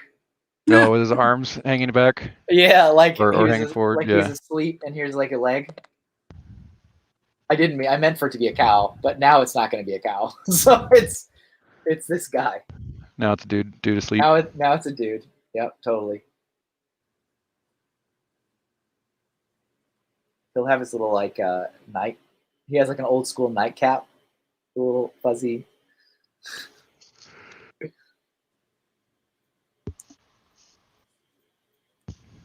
Navy spotted UFOs and are confirming they are unidentifiable. We confirm we saw them, and we confirm we don't know what they are. Yeah, so we need another podcast episode. I've been missing. I haven't had any Ghost Frickin' Talking podcast episode. But like for years they've been like, oh no, we don't know what that was or whatever. We don't. We can neither confirm nor deny. Right. Yeah. So now they're saying, yeah, it happened, and they're supposed to release more stuff coming up. That's what I heard. So the big question is when and what? I thought for sure, I thought the last president was going to just drop some like secrets about UFOs. I was like, if anyone's gonna just have loose lips, it's gonna be that guy. I was like, that's gonna be the guy. I swear. I was like, it's only a matter of time. Eventually, he's gonna like say something dumb in an interview, and then it's all gonna be known. I was like, it's gonna happen. And that's so they're why, calling them unidentified aerial phenomenon, or UAPs. So UAPs. We went through all this trouble just to change the acronym. Yeah. Now they can own it and copyright it. Yeah. All right. There's a little. Well, because they don't know if it's a flying object; it's just an aerial phenomenon. You know, it's. It could have been something that fell out of another plane. Well, we don't know. Yeah.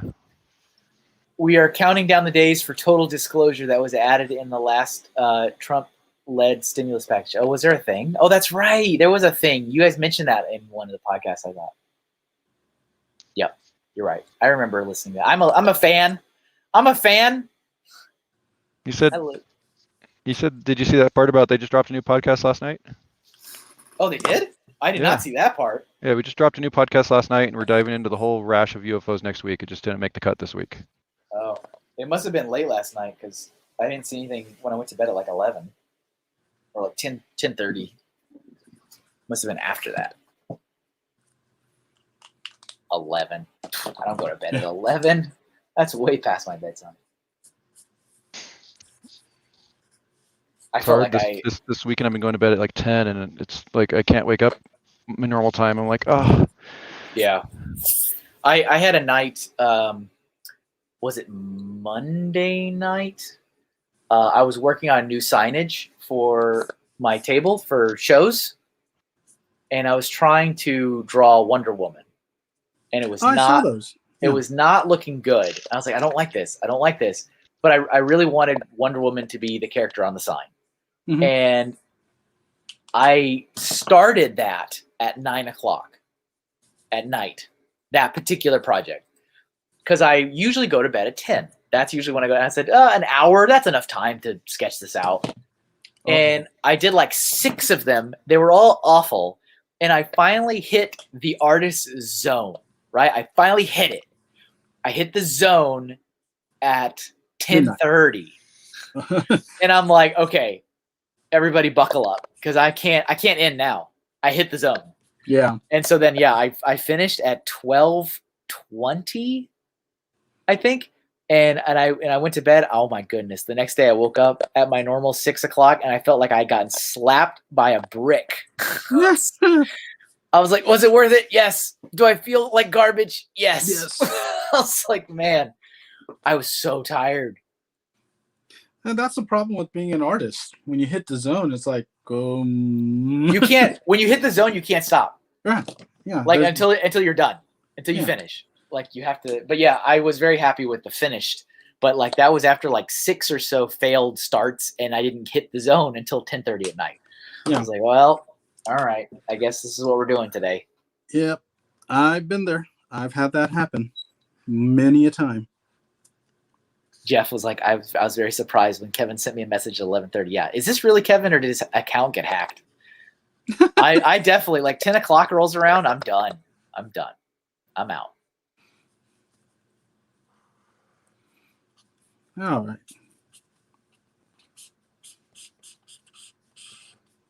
Did you have a good time today, Joe? Yes, I did. I'm glad. I'm glad to hear that. I need to sharpen my skills, but yes, I think I did pretty good. Yeah, and Nick says, I've had a 2 a.m. Kevin comment on an Insta post a few times. There was a period of time many, many months ago, probably more than 6 months ago, where I was staying up super late just working. And I did it for like a month solid of like working to 3 or 4 in the morning. Mm-hmm. And I was like, I can't do this. And so I stopped. And now I'm pretty structured. Go to bed at 10, wake up at 6. Except for Fridays. I got to get up really early on Fridays because I got to go to the gym before I stream. So, And Fridays are usually rough. I'm like, all right, I'm awake and I'm tired, but I'll do this. But yes, I'm glad that you were able to join, Joe. I'm glad to see you drawing. I'm a fan. Thank you. It's been a lot of fun, as you can tell. And yes, anybody watching, if you guys are watching live or if you're watching after the fact, if you have any interest in owning a Joe Meno original, Or commission. or you can commission him to do stuff, reach out to him, hit him up. There. I've got in the description on YouTube, I've got a link to, I think, Twitter and Instagram, I believe. So you can hit him up there. You can email him, brickjournal@gmail.com, right? Yep. So yeah, we're at the end of the show. So what we're going to do now is we're going to take a little bit of a tour. So we're going to walk through all the things that we did today. Oh no. Oh no. Okay. Sorry. That's the thing we do. You're cruel. That's cruel. So get ready to flip those pages. All right. I'll start on my side though. So you can prepare. All right. Let me go full screen. You guys can see all the stuff that we drew together today. So here is the warm-up. I did a space shuttle just floating around in the space. Here's a shooting star. Make a wish. Make a wish. So there's a shuttle. This is supposed to be a black hole. It's just a bunch of black squiggles. This is... Randy just walked in and he said you should draw a black hole. Oh, they're done. Yep, that's what I told him. I'm like, yep, we did. This is Ripley in the spacesuit on the Nostromo alien. You picked the white one. Okay. I did. I picked the one that Google showed me. And then this is my Russian lunar lander that apparently never landed. Here is a Star Fox R-Wing. Lower, lower, lower. There you go. Yeah. There you go. And here is the Eagle 5 Winnebago from Spaceballs. That looks good. Thank you. I'm happy with that one. That one came out pretty good. Here's the UFO abducting 2 people. One guy sleeping with his little nightcap. And then here is Stitch in the alien form. Mm-hmm. Here is a classic space Lego logo transformed into a more realistic logo. Here is a Borg cube. I threw a little Enterprise down there. Little Enterprise down there. And then the real star of today. Oh, the princess. Lumpy Space Princess. Oh, my glob. Those other doodles. They're all right, I guess. So there is my whole canvas for you. And then we're going to look at what Joe did. So let me take myself off the full layout. So I'll give you guys... All right, so there we go. There's Joe's shuttle. That was and again we did those before we started, so that was our warm up. And that's my astronaut. Very nice. And my lunar lander. I'm guessing that was an American one. Yeah. Okay. All right. Very good. It actually made it. I'm gonna have people report me. I'm a secret agent. There we got our Borg cube and the sphere. The drag queen. Space Princess 1 and Space Princess 2. Yeah, Space Princess, oh my god, what happened? Quickly followed by Space Princess 2, which is slightly better. Yep. Yeah. Oh my god. You can't handle these lumps. That's the best, Joe. Out of all I mean, you did some good stuff, but I think that's the winner. That's the winner today. Yeah. Yep, I agree. And then we have Star Fox. Yep. That's funny. I'm gonna have to redraw this one. I like the idea. It is funny. The gigantic gun. The gigantic gun on a teeny tiny tripod. Yep. And then the logo redone. That's a nice ship. Nice ship. I like the ship. Mm-hmm. And then the cow catcher. Look at those face. They're like Shy Guys from Mario. Oh no! What happened? That is super awesome. Those are all great. My favorite is definitely the Eagle 5. I think that one came out. I agree. That's the one. That's the one. So, Joe, we're at the end of our show. Is there anything you would like to promote, share, plug for the audience? Now is your time to do so. Okay, well, you can go over to the Brick Journal webpage and see what kind of stuff we post on there. We post reviews and some articles here and there. I did a tune review. I might end up doing another tune review where I just draw For lack of a better term, I just draw the minions. That's awesome. These. Yeah, please do. That'd be great. It was a lot of fun doing one. I might end up doing some more. Those are super cute. And I have some drawings. I have an Etsy shop, but the link, just do a search for Brick Journal or Brick Journal Shop on Etsy, and you'll find me. I have Disney related drawings and stickers. Nothing on the scope of you yet, but I'm going to try and get there eventually. Oh, you will. You will. If you want, hit me up if you want to know like anything about what I do or whatever. It's fine. I'm not here to hoard secrets. Yeah, I would love to know how to get things started. Yeah, I'm not in the business of hoarding knowledge. Okay. So just hit me up if you want. It's fine. Yeah, well, I am interested. So yeah, we'll talk later. And that's about it. Yeah, this was a lot of fun. And it only goes for me. It's like I need more practice, more and more practice. Well, yeah. I mean, as with everything, right? Yeah. That's how it is. Thank you for accepting the invite. I'm glad you came on. Everybody, please go and follow Joe on the things that he can be followed on. That's the easy way to say it. Yeah. Because he does do some great artwork. Most people know him as a Lego guy. I mean, obviously that's where I met him, as another Lego guy, but he's a really great artist. And he's got a lot of good stuff to check out, especially Disney. Obviously that is his forte. Yeah. But as proven today, pretty good with some other stuff too. Thank you. Ken, is there anything you'd like to share or promote at all? No, I'm here. Everybody, Ken is here. I'm here. Thanks for keeping the job easy today, everyone. Yep, and as always, I appreciate you helping me out, jumping in the stream and keeping tabs of everybody's ideas and suggestions. Always a lot of help. Okay, yeah. So, everybody, thank you all again for watching the stream live. As another reminder, if you're not already subscribed on YouTube, please hit the sub button. And if you're watching on either Twitch or Facebook, throw me a follow. If you enjoyed the show today, let me know by clicking the little thumbs up and join us again next week for the Star Wars episode. Yay. The Doodle stream airs every Friday morning from 10 a.m. to 1 p.m. Eastern, unless otherwise noted across social media. Everybody have a wonderful rest of your Friday. Have a wonderful weekend. And I will catch you guys next time. Bye. Bye. Bye.